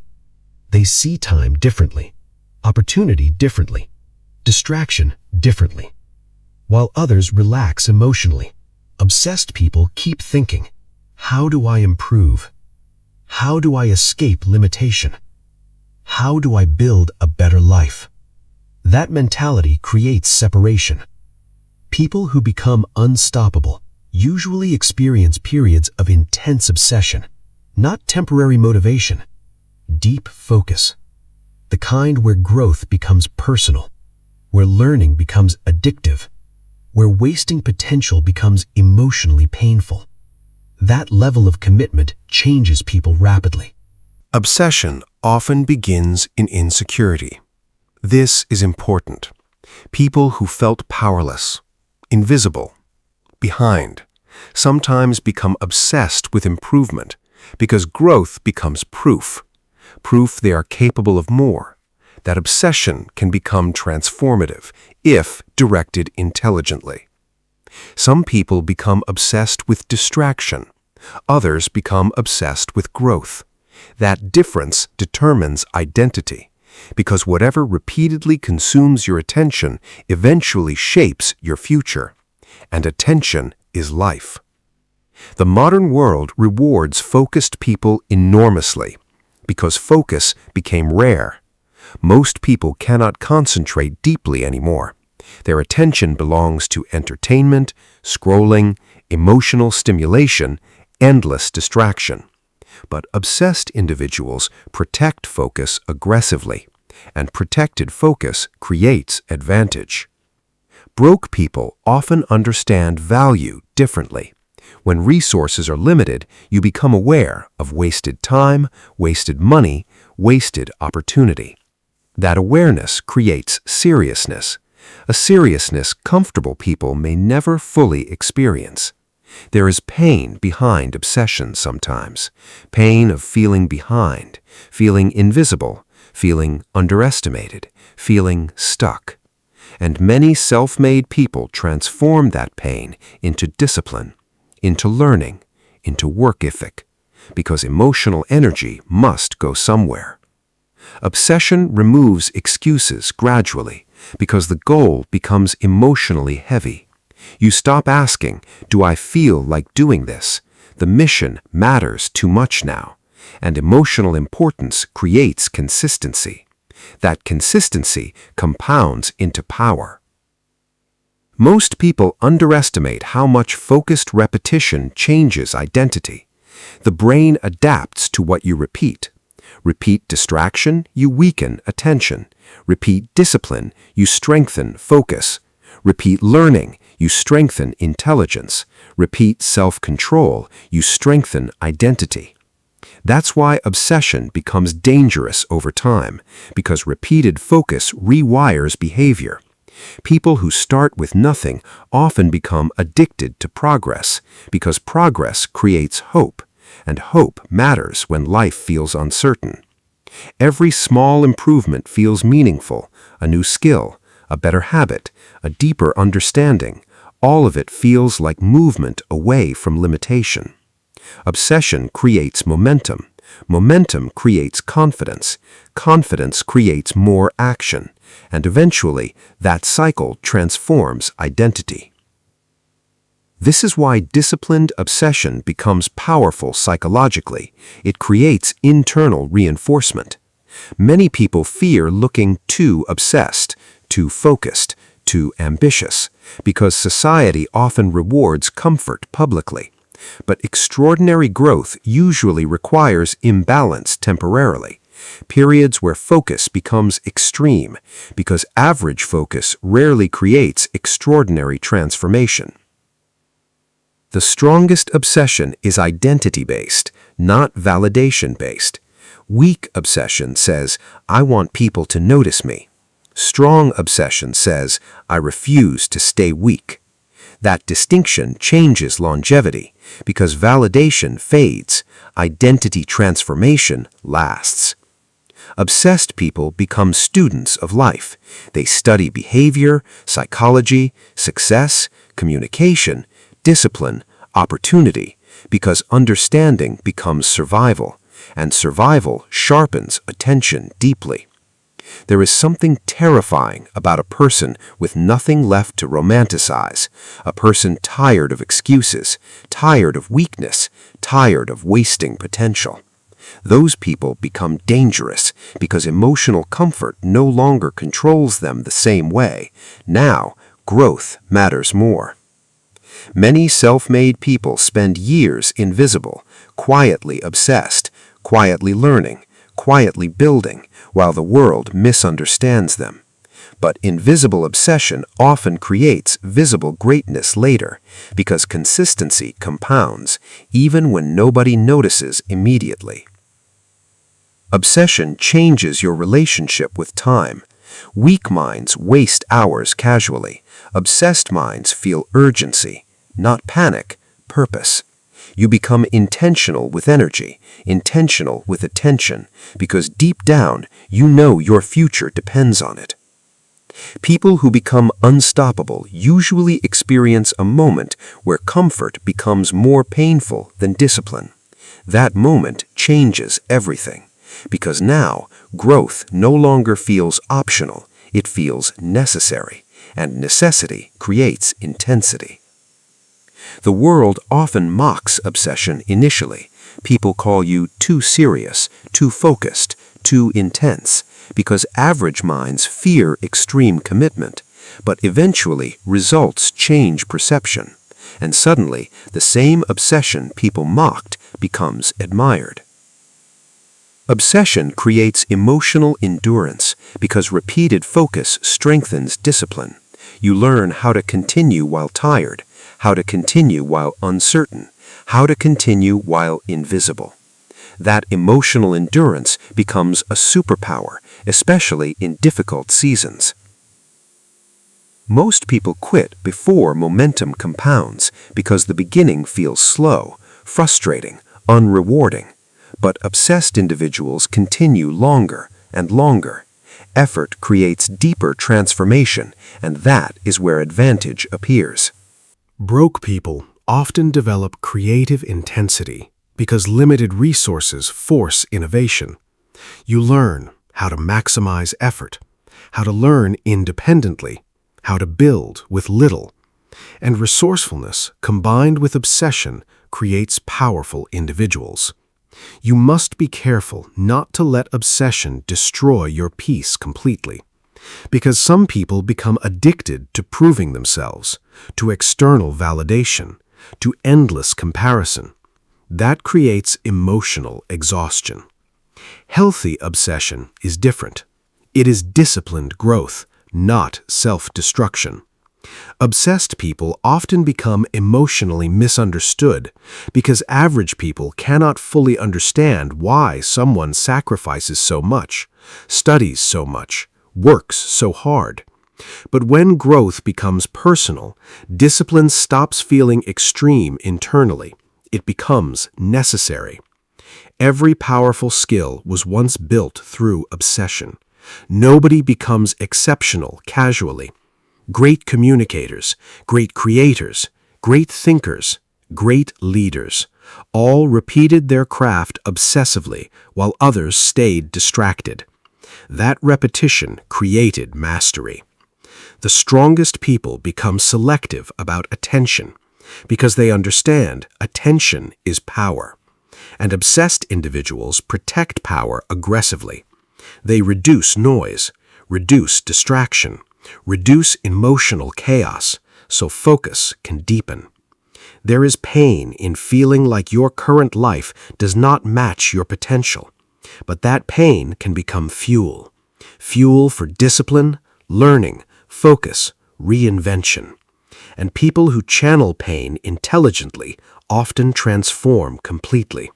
One day, people may admire your confidence, your success, your discipline, but they will never fully understand the years of obsession behind it. The nights spent learning, the loneliness, the repetition, the pressure. That invisible obsession built everything. Obsession is not always glamorous. Sometimes it looks like studying while exhausted, learning while discouraged, continuing while uncertain, sacrificing while invisible. But repeated sacrifice changes identity, and identity changes destiny. The people who become unstoppable eventually stop negotiating with distraction, because focus becomes emotionally valuable. They understand every wasted year costs too much. That awareness sharpens discipline. You do not need perfect conditions to become powerful. You need focus, repetition, discipline, adaptability, and emotional endurance. And obsession strengthens all of them, especially when life gives you very little. There is a final truth in this chapter. Obsession is the advantage of broke people. Because when life pressures you deeply enough, growth stops feeling optional. And once learning becomes survival, once discipline becomes personal, once wasting potential becomes painful, you become different psychologically. Focused, hungry, relentless.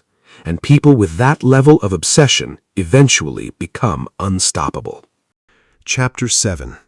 Loneliness builds self-made people. There is a kind of loneliness that changes people forever. Not the loneliness of simply being alone, the loneliness of becoming different. The loneliness of outgrowing your old life, outgrowing old conversations, old habits, old mindsets, while still trying to figure out who you are becoming. That loneliness feels strange because part of you is evolving, while another part still misses familiarity. And self-made people experience this deeply. Let's slow this down. Most people imagine transformation as exciting, confident, motivating. But real transformation often feels isolating, because growth creates separation. The more disciplined you become, the more intentional you become, the more your environment begins changing, and not everyone grows with you. People who build themselves from nothing often spend long periods emotionally alone, studying alone, learning alone, thinking alone, trying to survive mentally alone, because self-reinvention is deeply personal. Nobody can fully fight your internal battles for you. Eventually, you must confront yourself directly, and self-confrontation changes people. Loneliness sharpens awareness. When noise disappears, you begin hearing your own thoughts more clearly, your fears, your insecurities, your patterns, your distractions, your potential. And many people avoid silence completely, because silence exposes reality. That is why constant distraction became addictive for so many people. Self-made people often become observers, because loneliness creates observation.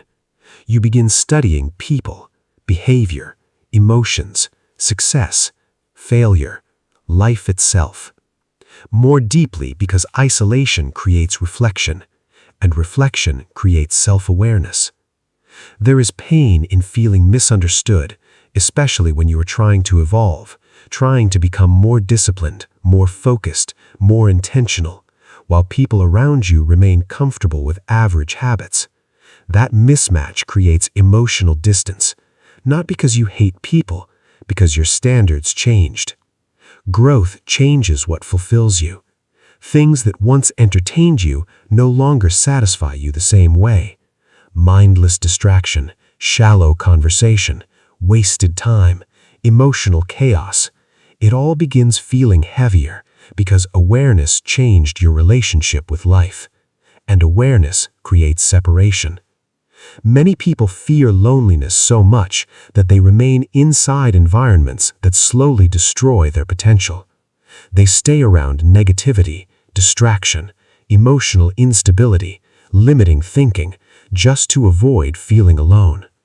But temporary comfort often creates permanent stagnation, and stagnation quietly destroys identity.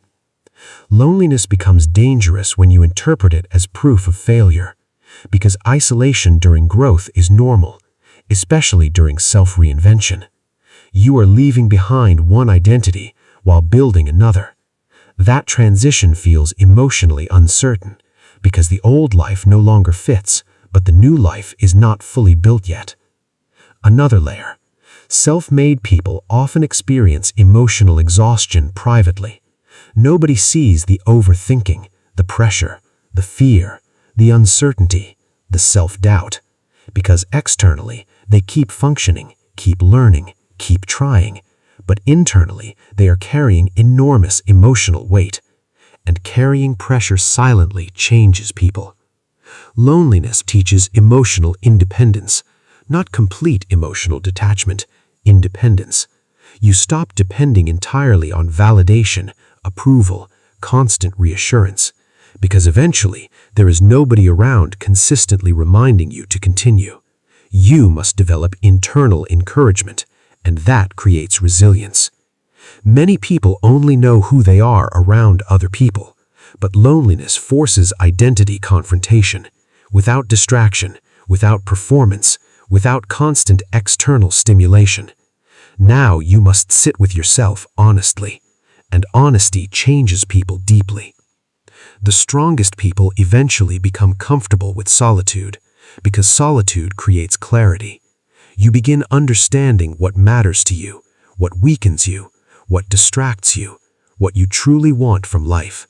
That clarity becomes powerful, because confused people waste enormous amounts of energy. There is a hidden advantage inside loneliness: focus. When your energy is no longer scattered constantly, you begin thinking deeper, learning deeper, building deeper, and depth creates transformation. Most people remain surface level mentally because they never spend enough time confronting themselves honestly. Self-made people often feel emotionally disconnected from people who do not understand growth. Not from arrogance, from difference in mindset. One person wants comfort, another wants evolution. One wants entertainment constantly, another wants transformation. That difference creates distance naturally. Loneliness can either strengthen you or emotionally consume you. The difference depends on what you do with isolation. Some people use loneliness to overthink, to pity themselves, to collapse emotionally. Others use loneliness to learn, to rebuild, to focus, to sharpen themselves. That choice changes destiny. Many powerful people built themselves during lonely seasons, not crowded seasons, lonely seasons, because isolation often removes distraction, and distraction weakens transformation. That's why deep growth frequently happens privately before it becomes visible publicly. People who constantly need noise often fear confronting themselves, fear their own thoughts, their own insecurities, their own emptiness. But self-made individuals eventually learn silence is necessary for growth, because clarity rarely appears in chaos. Loneliness teaches patience painfully. There are seasons where progress feels invisible, support feels absent, results feel slow. And during those moments, you discover whether your discipline is real, because real discipline survives isolation. The beginning of transformation often looks strange externally. You spend more time alone, more time studying, more time reflecting, more time building quietly. People may misunderstand that, but internal reconstruction requires focus, and focus requires separation sometimes.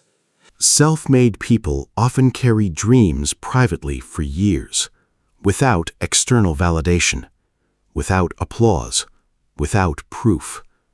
That emotional burden becomes heavy sometimes because believing in yourself alone requires enormous mental strength, especially when life still looks unfinished.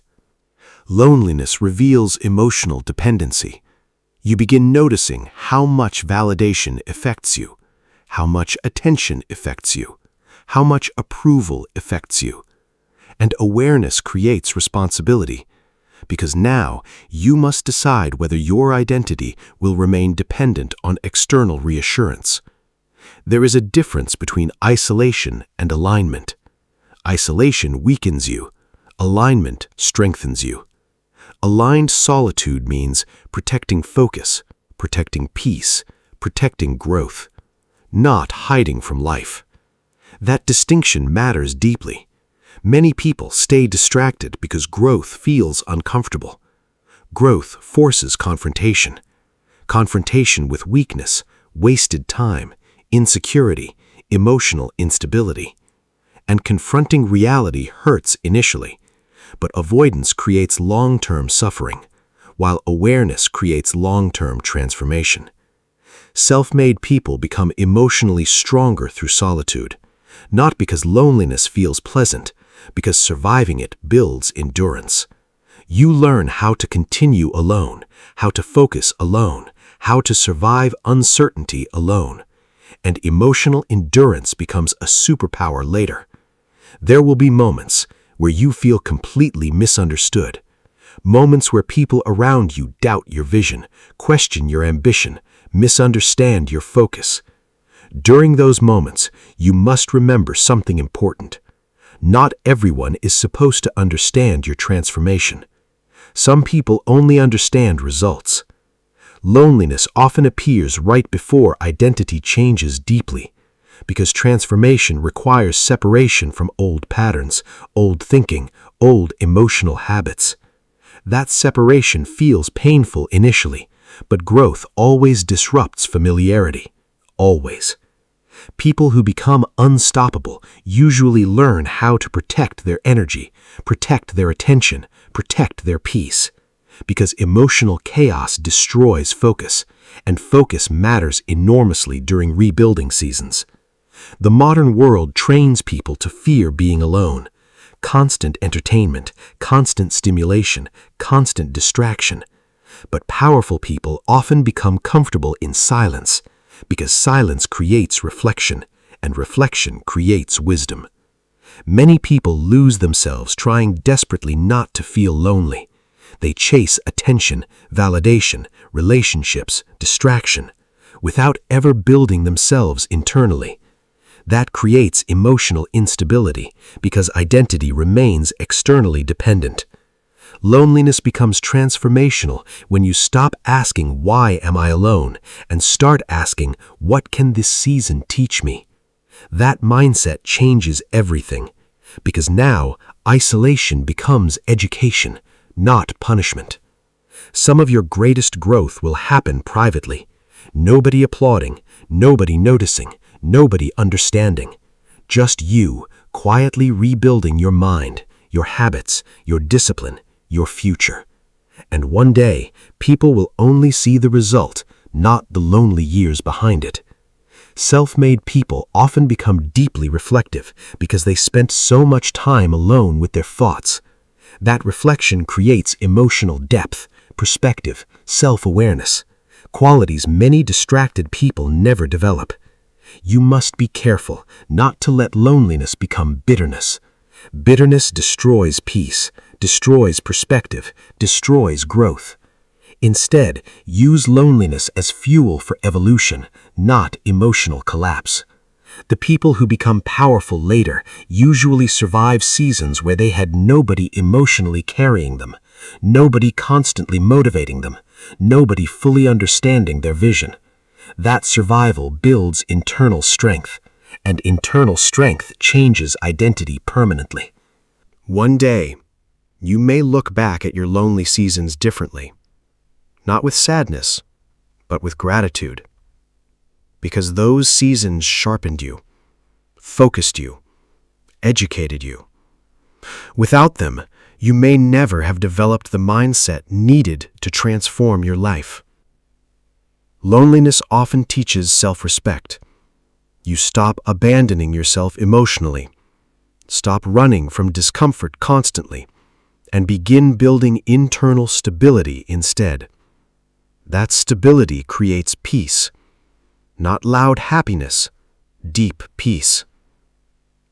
Many people want transformation publicly, but few are willing to endure the private loneliness behind it, the uncertainty, the isolation, the invisible repetition. That is where most people quit, but disciplined individuals continue anyway, and continued effort changes identity. You are not broken because growth feels lonely sometimes. You are evolving, outgrowing old versions of yourself, and outgrowing old identities. Always creates emotional distance temporarily. That process is uncomfortable, but necessary. The strongest people become selective. Selective with energy, relationships, attention, environment. Because they understand, not everyone deserves access to your focus during rebuilding seasons. Protecting peace becomes important. Loneliness does not last forever, but the strength built through it can. If you use solitude correctly, it sharpens discipline, sharpens focus, sharpens awareness, and awareness changes everything. There is a final truth in this chapter. Loneliness builds self-made people, because isolation forces confrontation. Confrontation creates awareness. Awareness creates growth, and growth transforms identity. The lonely nights, the silent pressure, the invisible rebuilding, all of it is shaping you into someone stronger, sharper, more disciplined, more self-aware. And one day, people will admire the confidence you carry, without ever understanding how much loneliness it took to build it. Chapter 8. Your mind can either save you or destroy you. The greatest battle of your life will not happen outside you. It will happen inside your own mind, because your mind can become your greatest weapon or your greatest prison. It can push you toward growth, discipline, focus, resilience, or it can trap you inside fear, insecurity, distraction, emotional chaos, hopelessness. And most people never realize how much their own thinking controls their future. Let's slow this down.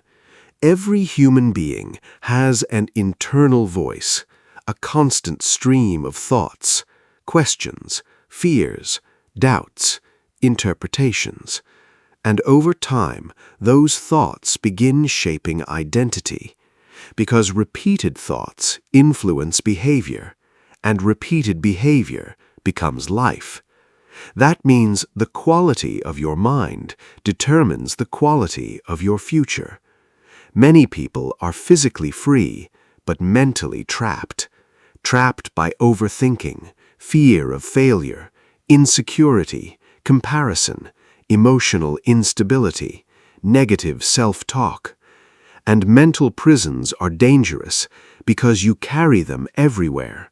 Even when opportunity appears, even when growth becomes possible, a trapped mind still finds reasons to stay small. Your mind studies what you repeat. This is psychological conditioning. Every repeated thought becomes stronger. Every repeated fear becomes louder. Every repeated excuse becomes easier to believe. That's why mindset matters. Because whatever dominates your thinking repeatedly eventually shapes your identity. People who start with nothing often carry invisible mental battles, battles nobody sees externally. Fear of staying stuck, fear of never becoming enough, fear of wasting life, fear of failure, fear of judgment. And if those fears remain uncontrolled, they slowly weaken action, because fearful minds hesitate constantly. Most people do not lose their future suddenly. They lose it mentally first, through repeated self-doubt, repeated procrastination, repeated emotional collapse, repeated avoidance, and eventually, those patterns become identity. That is how mental weakness compounds, quietly. Your mind believes what you feed it repeatedly. Feed it distraction, it becomes restless. Feed it negativity, it becomes hopeless. Feed it discipline, it becomes focused. Feed it growth, it becomes adaptive.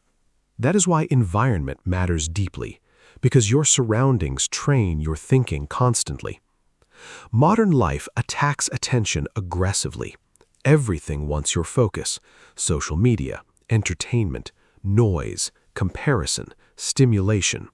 And distracted minds become weak minds, because attention is power. Whatever controls your attention eventually influences your behavior.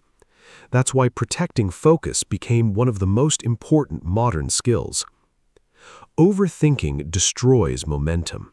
Many people spend years trapped inside analysis, thinking endlessly, imagining endlessly, worrying endlessly, without taking action, because fear disguises itself as preparation sometimes.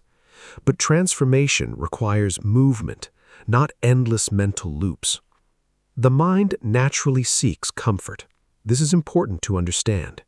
Your brain prefers certainty, safety, familiarity, ease. But growth requires uncertainty, discomfort, challenge, repetition. That creates internal conflict. Part of you wants evolution, another part wants comfort, and whichever side you feed repeatedly becomes stronger. Your thoughts are not always truth. This realization changes people deeply. Just because your mind says you will fail does not make it reality. Just because your mind says you are too late does not make it reality. The mind produces fear automatically sometimes, especially during uncertainty, and disciplined people learn not to obey every thought emotionally. Most people become servants to emotion. If they feel motivated, they work. If they feel tired, they stop. If they feel uncertain, they hesitate. That emotional dependence creates unstable identity because emotions constantly change. But disciplined minds learn consistency even during emotional fluctuation. Self-control begins mentally before it appears behaviorally. You must first learn how to pause, how to observe thoughts, how to interrupt destructive patterns, because awareness creates choice, and choice creates control. Without awareness, people live automatically, reacting emotionally to everything. The strongest people are not fearless. They are mentally trained. They still experience doubt, uncertainty, fear, but they do not let those emotions dominate behavior. That distinction changes everything, because courage is not the absence of fear, it is movement despite fear. Negative thinking compounds. One negative thought creates another, then another, until eventually the mind becomes emotionally heavy, hopeless, exhausted. That's why mental discipline matters. You must protect your inner environment as seriously as your outer environment.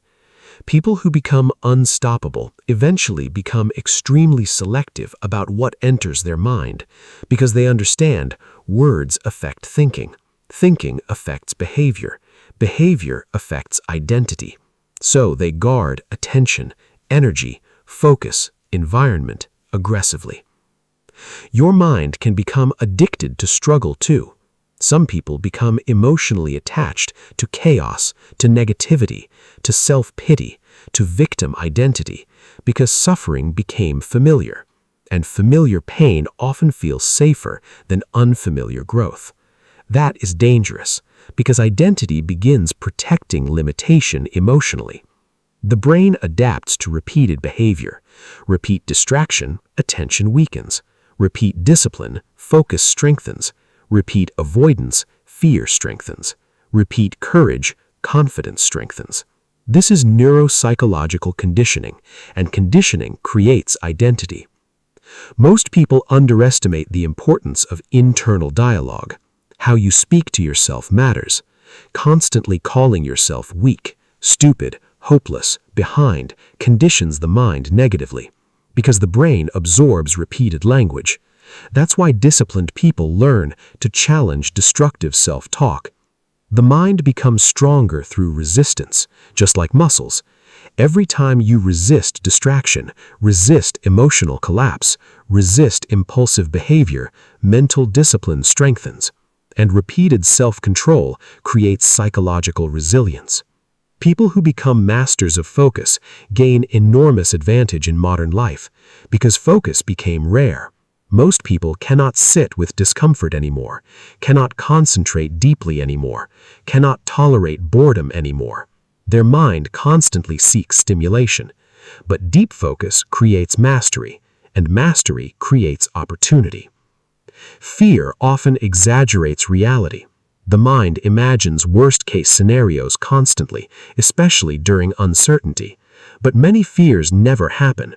And even when difficulty appears, human beings are often stronger than they realized. That's why action matters. Action interrupts fear, while avoidance strengthens it. The people who become mentally powerful learn emotional regulation, not emotional suppression. Regulation. They understand emotions without becoming controlled by them. That emotional stability creates clarity, and clear minds make better decisions. Most people lose battles internally before life defeats them externally. They quit mentally first. They stop believing, stop trying deeply, stop imagining growth is possible. That psychological surrender destroys more futures than lack of talent ever will. Your mind remembers every promise you break to yourself, every delayed goal, every abandoned commitment, every act of self-betrayal, and repeated inconsistency weakens self-trust. Eventually, you stop believing your own words internally. That's why discipline matters. Discipline rebuilds trust with yourself. Mental strength comes from repetition, not inspiration. Repeated discipline, repeated focus, repeated recovery after failure. That repetition creates emotional endurance, and endurance becomes powerful during difficult seasons. People who constantly consume negativity become mentally exhausted because the mind absorbs emotional energy repeatedly. That's why protecting your mental environment matters. What you watch, listen to, read, and repeat internally all shape identity. The strongest minds learn how to stay calm during uncertainty, not because uncertainty disappears, because emotional control improved. Calm thinking creates better strategy, better decisions, better recovery, while panic destroys clarity. Your future depends heavily on what you repeatedly allow your mind to focus on, because attention directs energy, energy directs action, action creates identity. That means mental focus literally shapes destiny. Many people wait for motivation to save them, but motivation is temporary. Systems matter more. Habits matter more. Mental discipline matters more, because disciplined behavior survives emotional fluctuation while motivation disappears quickly. The mind can become either a builder or a destroyer. A disciplined mind creates growth, focus, resilience, consistency. A disciplined mind creates distraction, fear, chaos, self-sabotage, and whichever side you strengthen repeatedly becomes your reality. You must learn, not every thought deserves obedience, not every emotion deserves reaction, not every fear deserves belief. That awareness creates freedom, because now you stop identifying completely with temporary mental states. Most people never train their mind intentionally. They train it accidentally, through distraction, negativity, impulsiveness, emotional chaos. And accidental mental training creates weak identity. But disciplined individuals become intentional. They build focus, awareness, emotional control, resilience, deliberately. One of the greatest advantages in life is the ability to remain mentally stable while everyone else becomes emotionally reactive. That stability creates power, because clear minds move strategically, while emotional minds move impulsively. Your mind becomes dangerous the moment you stop surrendering automatically to fear, to distraction, to insecurity, to hopelessness, because now you begin consciously directing your life instead of reacting unconsciously. Many self-made people survive because they learned how to mentally endure, not perfectly, but consistently. They kept going while uncertain, while doubting, while afraid, while invisible, and repeated endurance strengthened identity. Peace does not come from perfect circumstances. It comes from internal control, the ability to think clearly, respond intentionally, and remain emotionally stable. Even when life feels uncertain, that internal stability becomes priceless. You are training your mind every day, whether intentional or not. Every habit, every repeated thought, every emotional reaction, all of it creates conditioning. The question is, what kind of mind are you building? The people who become unstoppable eventually master themselves internally first before success appears externally. Because self-mastery creates discipline, clarity, consistency, and resilience, and those qualities compound over time. There is a final truth in this chapter. Your mind can either save you or destroy you. It can build your future or quietly sabotage it, and the difference depends largely on what you repeatedly feed, protect, and strengthen internally. Because the strongest transformations always begin in the mind first. Chapter 9. The world respects results, not excuses. One of the hardest truths to accept in life is that the world rarely rewards potential. It rewards execution, results, consistency, value, not intentions, not promises, not dreams alone. Results.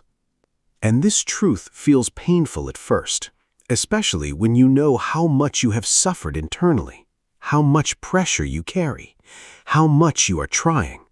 But reality does not change because of excuses. And learning this changes people completely. Let's slow this down. Many people live inside possibility. They talk about what they will do, who they will become, what they are capable of. But years pass and nothing changes externally because ideas without execution remain fantasy, no matter how intelligent the vision sounds. The world cannot see your intentions, it sees your behavior. It sees your consistency, your discipline, your habits, your results, your actions. That is how human beings evaluate reality. And painful as it sounds, action speaks louder than explanation, always. Excuses are emotionally seductive because excuses protect ego. They temporarily reduce the pain of responsibility. Instead of admitting, I lacked discipline, it feels easier to say, I didn't have time. Instead of admitting I was distracted, it feels easier to blame circumstance. And over time, excuses become identity. That is dangerous because repeated excuses weaken accountability. Most people know what they should do. That is not the problem. The problem is execution. People know they should focus, they should learn, they should improve, they should stop wasting time. But knowledge without discipline changes nothing. That's why execution separates dreamers from builders. The people who become unstoppable eventually become tired of hearing themselves explain. Explain why progress is slow. Explain why goals are delayed. Explain why they keep repeating the same patterns. At some point, emotionally mature people stop talking excessively and begin building quietly instead, because they understand results remove the need for constant explanation. Excuses can sound completely reasonable. That's what makes them dangerous. Because many excuses contain partial truth. Life is difficult. Resources may be limited. Pressure may be real. Pain may be real. But if excuses become permanent identity, growth stops. And people slowly become emotionally loyal to limitation. Some people become addicted to potential. They love imagining success, talking about success, planning success. But execution feels uncomfortable because execution requires confrontation. Confrontation with inconsistency, distraction, fear, laziness, emotional weakness. And many people avoid confrontations psychologically. The world respects reliability. A person who consistently delivers value eventually becomes trusted, respected, valuable. Not because they speak beautifully, because they execute repeatedly. And repeated execution compounds into reputation. Many self-made people eventually develop a quiet mentality. They stop announcing every goal, stop performing ambition publicly, and focus intensely on work instead. Because they understand something important. Talking creates emotional satisfaction temporarily, but only action creates transformation. There is pain in realizing how much time excuses have stolen from your life. Years lost to procrastination, fear, distraction, inconsistency, emotional avoidance. That realization hurts deeply, especially when you realize you were more capable than you believed. Excuses create temporary comfort, but long-term regret. And regret becomes emotionally heavy. Because deep down, most people know when they abandoned their own potential, know when they chose comfort over growth repeatedly. That awareness follows people internally. Results require repetition, not occasional intensity. Many people work hard temporarily, then disappear emotionally when discipline becomes difficult. But powerful identities are built through sustained consistency, not emotional bursts. Consistency changes identity. The modern world encourages performance over execution. People want to appear productive, appear disciplined, appear successful. But appearance without substance eventually collapses. Reality always reveals itself over time. That's why genuine discipline matters, not performative ambition. You cannot negotiate with reality forever. If your habits remain weak, results remain weak. If your focus remains scattered, progress remains scattered. Reality responds to behavior, not wishes. That truth feels brutal, but it is also empowering, because behavior can change. People who become unstoppable eventually become brutally honest with themselves. They stop hiding behind excuses, blame, emotional avoidance, and begin asking, what must I improve? That question creates growth, because accountability creates movement, while excuses create stagnation. The strongest people take responsibility aggressively, not because life was fair to them, because responsibility creates power. The moment you stop blaming everything externally, you regain control internally. Now, your future depends more on your choices than your complaints. That mindset changes destiny. Many people want extraordinary results with ordinary discipline.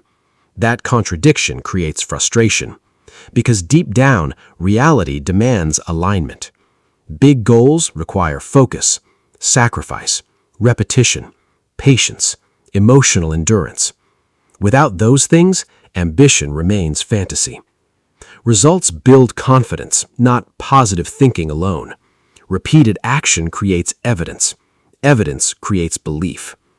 That's why disciplined individuals trust themselves more, because they repeatedly prove to themselves that they can execute. Self-trust comes from action, not imagination.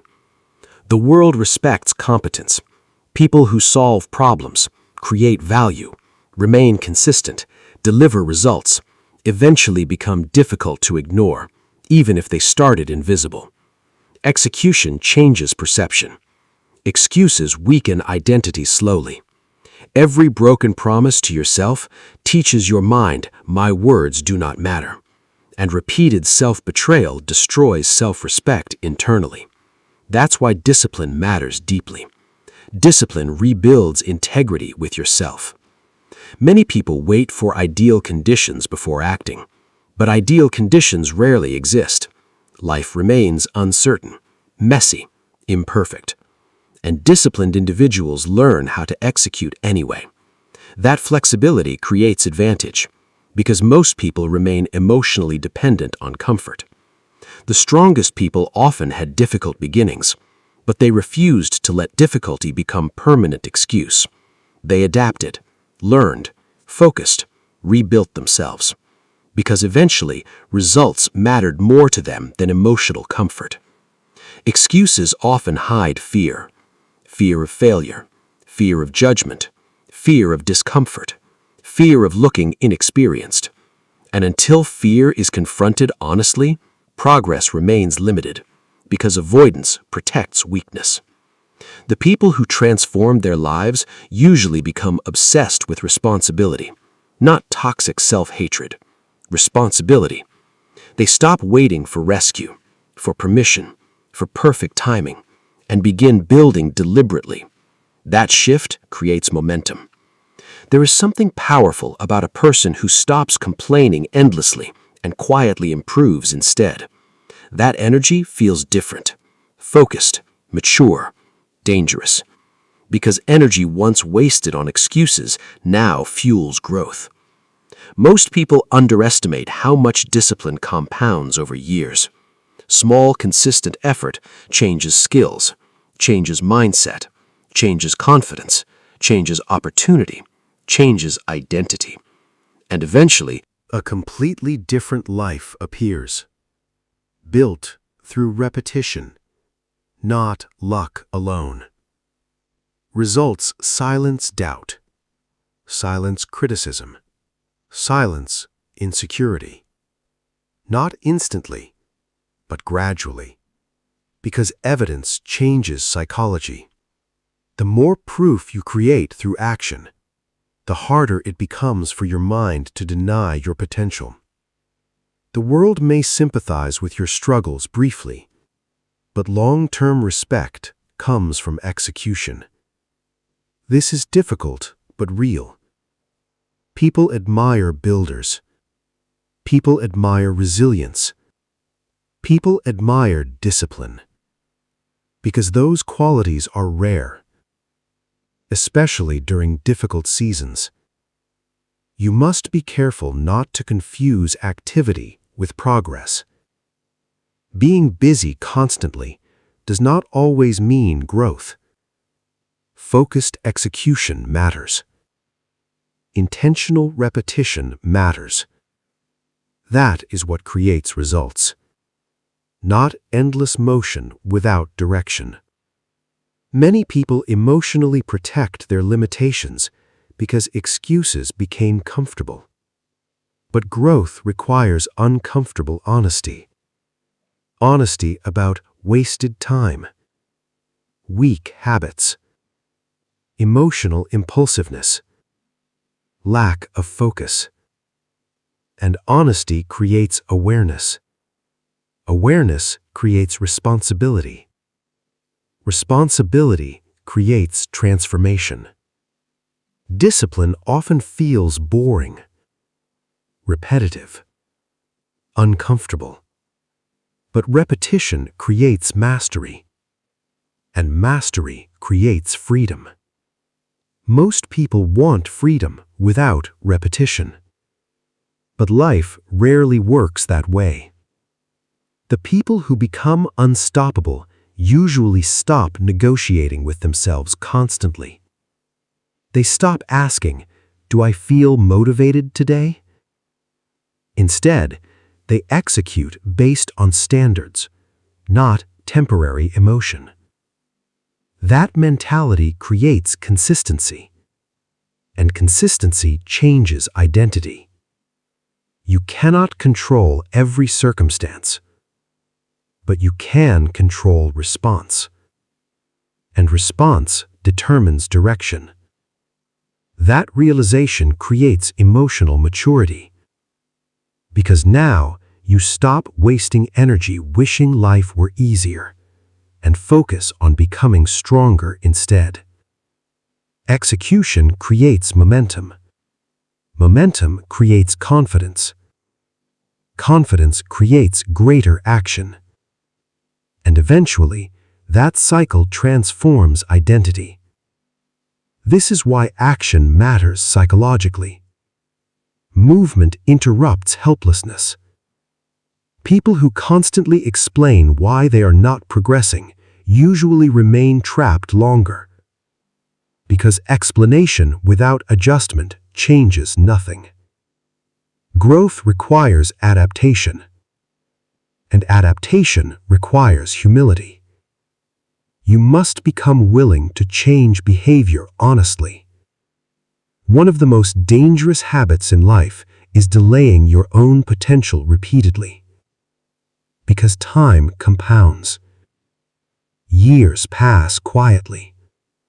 And eventually, people realize they spent too much time hesitating, overthinking, procrastinating, waiting. That realization becomes painful later. The strongest individuals develop internal standards, standards stronger than mood, stronger than distraction, stronger than temporary discomfort. Because standards create structure, and structure creates progress. You become more powerful the moment you stop needing excuses emotionally. Because excuses protect weakness, while accountability builds strength. That shift changes self-respect completely. Results are not built in dramatic moments usually. They are built quietly, daily, through repeated effort nobody notices initially. And invisible consistency creates visible transformation later. That is how self-made people are built. The world does not owe you recognition for potential. Potential only matters when converted into action. That truth feels harsh, but it also creates freedom. Because now you understand your future can change if your behavior changes consistently. There will be moments where discipline feels exhausting, where progress feels slow, where excuses feel emotionally easier. During those moments, remember something important. Your future is watching your current decisions. Every repeated choice matters. The people who become unstoppable eventually become addicted to execution, not motivation. Execution. Because action creates clarity, creates evidence, creates identity, while excuses create stagnation. There is a final truth in this chapter. The world respects results, not excuses. And once you fully accept that, you stop wasting energy explaining your life endlessly. You stop negotiating with weakness constantly. You stop waiting for ideal conditions and begin building yourself through disciplined action instead. Because results change everything, and people who execute consistently long enough eventually become impossible to ignore. Chapter 10. Become someone your old life cannot recognize. There comes a moment when you realize you cannot keep thinking the same, living the same, behaving the same, and still expect a different future. At some point, transformation becomes necessary, not optional, because eventually the pain of remaining the same becomes heavier than the fear of changing. And that moment changes everything. Let's slow this down. Most people want a better life, but they secretly want to remain the same person emotionally, the same habits, the same mindset, the same distractions, the same emotional patterns. And that contradiction keeps people trapped, because new lives require new identities, always. Your old life was built by your old patterns, old thinking, old behavior, old decisions. That means if your identity never changes deeply, your future repeats itself, maybe with different details, but the same emotional cycle. That is why self-reinvention matters. People who become unstoppable eventually stop asking, "How do I change my life?" and begin asking, "Who must I become?" That question changes everything psychologically. Because now the focus shifts from temporary motivation to permanent identity transformation. And identity determines behavior. Most people underestimate how much identity controls action. A distracted person struggles with focus. An emotionally impulsive person struggles with consistency. An insecure person struggles with confidence because behavior follows identity repeatedly. That is why deep transformation requires rebuilding self-image, not just goals. You cannot become powerful while emotionally protecting weakness. This is difficult, but real. Some people protect excuses, laziness, emotional instability, procrastination, victim mentality, because those patterns became familiar. But familiarity is not growth, and growth requires honesty. Transformation begins the moment you stop romanticizing your old self, the moment you stop saying, "This is just how I am." Because identity is not fixed. It is conditioned, built through repetition, and repeated behavior can be rebuilt. That realization creates freedom. Becoming someone your old life cannot recognize requires separation. Separation from old habits, old thinking, old emotional patterns, old environments sometimes. And separation feels painful, because part of you still feels emotionally attached to what is familiar, even when it is destroying your future. Most people remain trapped because they fear discomfort. But transformation always feels uncomfortable initially. Always. The beginner stage feels awkward. The discipline stage feels exhausting. The lonely stage feels heavy. The uncertain stage feels terrifying. But every powerful identity was built through temporary discomfort. Self-made people eventually become ruthless with growth. Not cruel, focused. They stop negotiating endlessly with distraction, with laziness, with emotional weakness, because they understand something important. Your future is built by what you repeatedly tolerate, and tolerated weakness compounds over time. Your old identity wants survival, not transformation. This is psychological. The brain prefers familiarity, even familiar suffering, because uncertainty feels dangerous. That is why growth creates internal resistance. Part of you wants evolution. Another part wants comfort. And whichever side you feed repeatedly becomes dominant. People who become unstoppable learn how to disappoint their old self, the version addicted to comfort, avoidance, distraction, emotional excuses.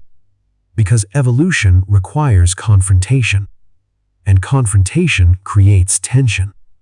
That tension is normal. You are not becoming fake by evolving. You are becoming intentional. There's a difference. Some people fear changing deeply because they worry, what if people think I changed? But growth always changes people. Discipline changes people. Awareness changes people. Pain changes people. And refusing to evolve only guarantees repetition.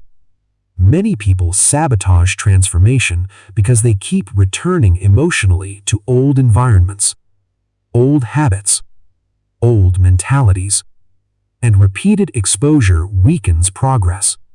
That's why protecting your growth matters, especially during rebuilding seasons.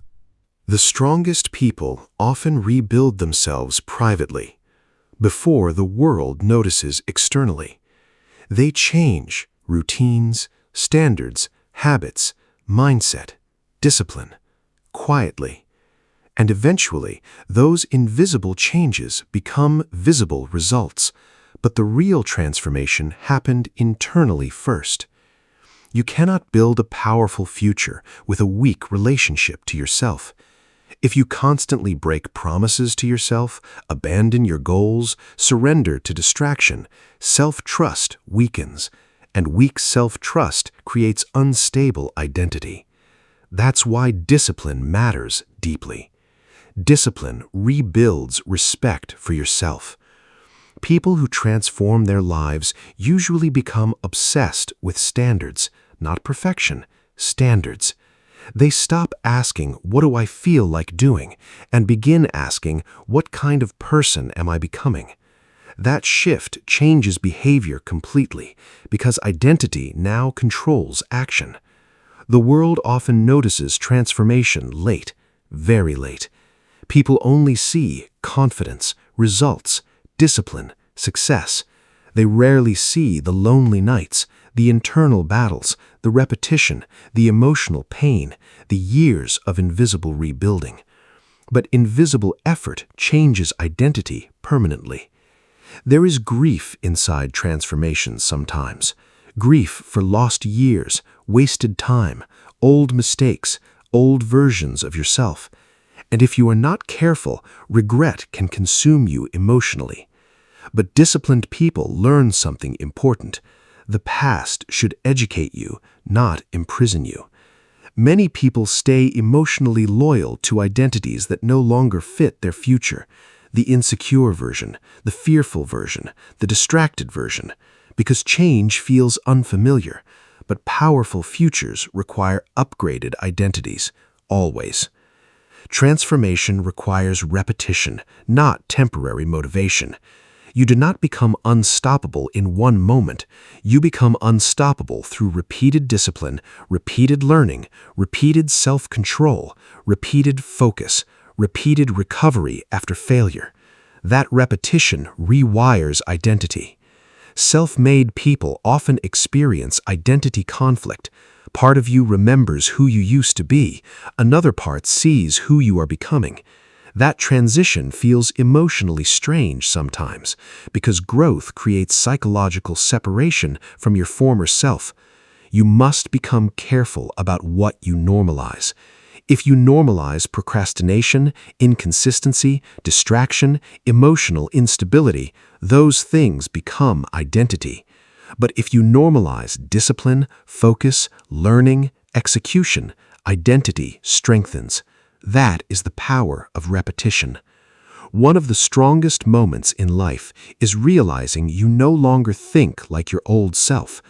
The same things that once distracted you no longer control you.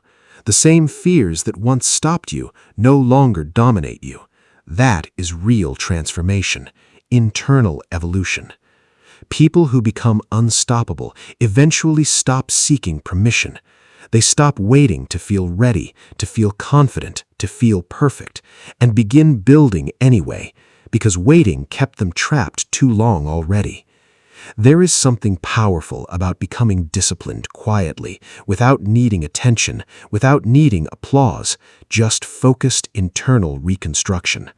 That type of growth creates depth, and deep transformation lasts longer. Your old life may not recognize the future version of you because pain changed you, discipline changed you, awareness changed you, focus changed you, and people who endure enough pressure intelligently become psychologically different, sharper, calmer, more intentional. Many people want external change without internal reconstruction, but life mirrors identity eventually. Confused minds create confused lives. Focused minds create focused lives. Disciplined minds create disciplined outcomes. That is why internal work matters first. The people who become powerful later usually spend years rebuilding themselves internally, while everyone else misunderstands the process. Because transformation looks invisible initially, but invisible growth still compounds. Every disciplined action matters. You must become willing to outgrow old comfort completely, because comfort can quietly destroy potential, not dramatic destruction, slow destruction. The destruction of focus, urgency, ambition, discipline, and slow destruction is dangerous because it feels harmless initially. There will be moments where your old habits try to return, old thinking, old emotional reactions, old distractions. That is normal. Identity reconstruction takes time, but every time you choose discipline again, the new identity strengthens. Most people underestimate the psychological power of keeping promises to yourself.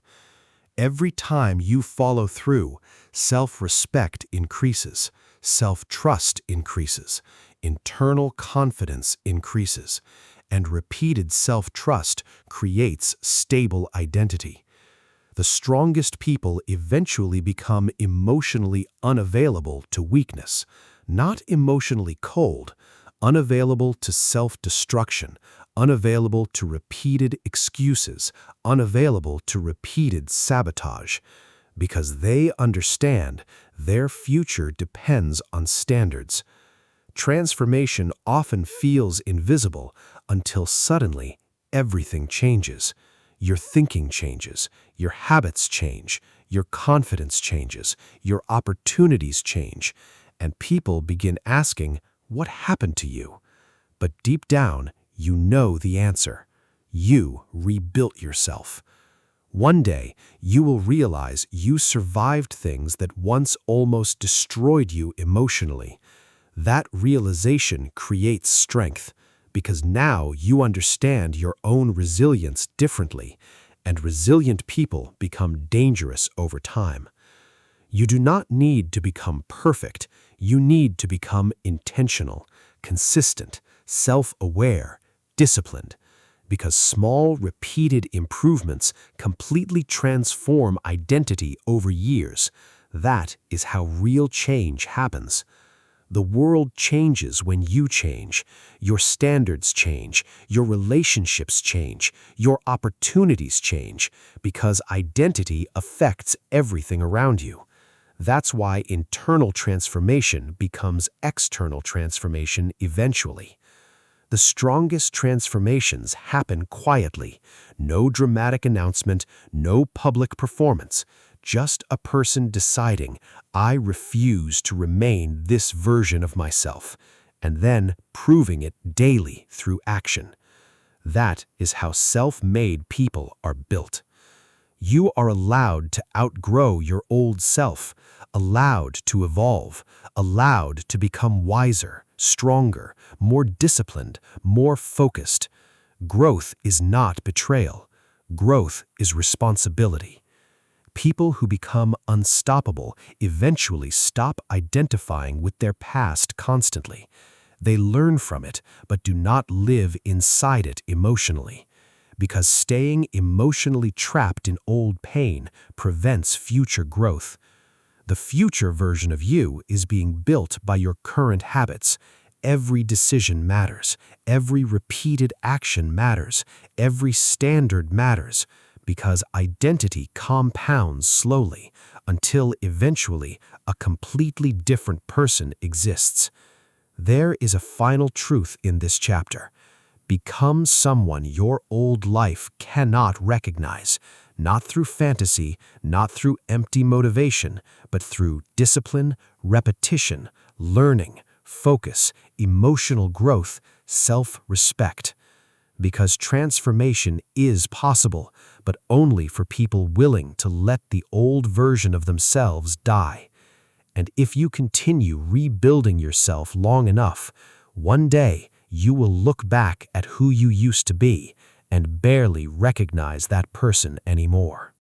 One day, if you continue long enough, people will look at you differently. Not because you became perfect, but because you became disciplined, focused, intentional, different. And the strange part is, most people will only see the final version. They will see the confidence, the mindset, the calmness, the discipline, the results. But they will never fully understand what it took to become that person. They will never fully see the lonely nights, the silent pressure, the self-doubt, the fear, the invisible rebuilding, the moments you almost gave up. Because transformation is rarely visible while it's happening. It happens quietly, internally, repeatedly. Let's slow this down one final time. There was a version of you that once felt confused, insecure, emotionally exhausted, lost, distracted, behind in life. A version of you that doubted, will I ever become more than this? And maybe nobody around you fully understood. Maybe people underestimated you, ignored your vision, doubted your discipline. Maybe life itself felt heavy. And for a long time, you were simply trying to survive mentally. But something began changing, slowly, quietly. You started learning, started observing yourself differently, started becoming more aware of your habits, your distractions, your excuses, your emotional patterns. And awareness changed everything. Because once you fully see your own potential, remaining average becomes painful. You did not become stronger overnight. You became stronger through repetition, through continuing while uncertain, learning while invisible, focusing while distracted, rebuilding while exhausted. That is how self-made people are built, not through motivation alone, through repeated discipline during difficult seasons. There were moments where quitting would have been easier, moments where progress felt slow, results felt invisible, doubt felt overwhelming. But you kept going, and every time you continued despite discomfort, something happened internally.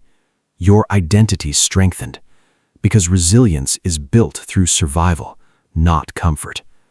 Most people never realize how much power exists inside consistent effort, because consistency feels small daily. One lesson, one habit, one disciplined decision. It does not seem life-changing immediately, but repeated over years, those small decisions completely transform identity. That is the hidden power of discipline. You began separating from old versions of yourself, the version addicted to distraction, the version emotionally controlled by fear, the version constantly delaying growth. And separation hurts sometimes, because familiarity always feels safer initially. But deep down, you knew something important. Your future required a different version of you. The strongest transformation was never external, it was internal. You began thinking differently, responding differently, carrying yourself differently. You stopped collapsing emotionally every time life became difficult, stopped depending entirely on motivation, stopped waiting for rescue, and started becoming responsible for your own future instead. That shift changed everything. People may one day admire your success, but success is not the deepest transformation. The deepest transformation is self-respect. The moment you finally trust yourself again, trust your discipline, trust your focus, trust your ability to continue. That internal trust becomes priceless, because once self-trust is built, fear loses power. The world changes when you change. Your standards change, your energy changes, your decisions change, and eventually your opportunities change too. Because disciplined people move through life differently. They see differently, think differently, respond differently. That psychological shift creates different outcomes. Many people spend their entire lives waiting to feel ready, waiting to feel confident, waiting for perfect conditions. But transformation begins the moment you stop waiting and start building, even while uncertain, even while afraid, even while imperfect. That is courage, not the absence of fear, movement despite fear. You survived seasons that could have destroyed you emotionally: loneliness, doubt, pressure, feeling behind, feeling invisible, and yet you continued learning, continued adapting, continued rebuilding yourself. That endurance changed your identity permanently, because people who survive enough pressure intelligently become mentally different. One day, the same people who once doubted you may ask how you changed your life, but the answer will not be simple, because transformation was not one moment.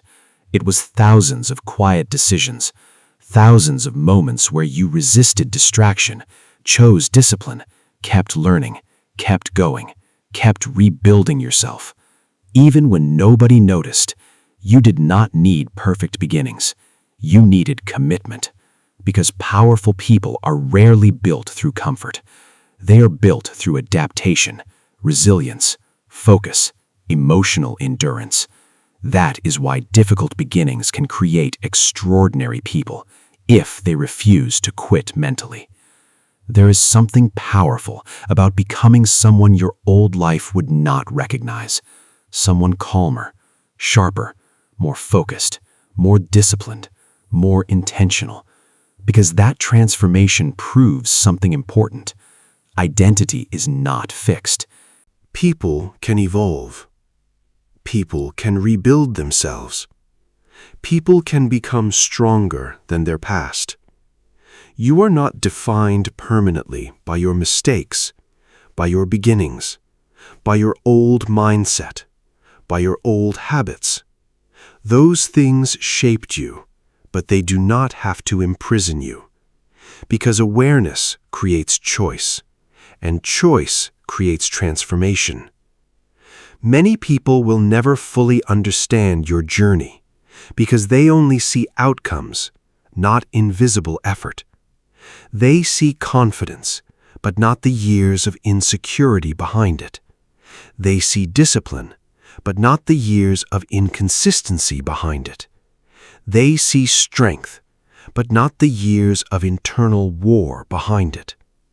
And maybe that is okay, because not every battle needs public explanation. You became stronger the moment you stopped seeing pain only as punishment and started seeing it as education. Because struggle taught you resilience, focus, awareness, discipline, emotional endurance. Without those lessons, you may never have evolved this deeply.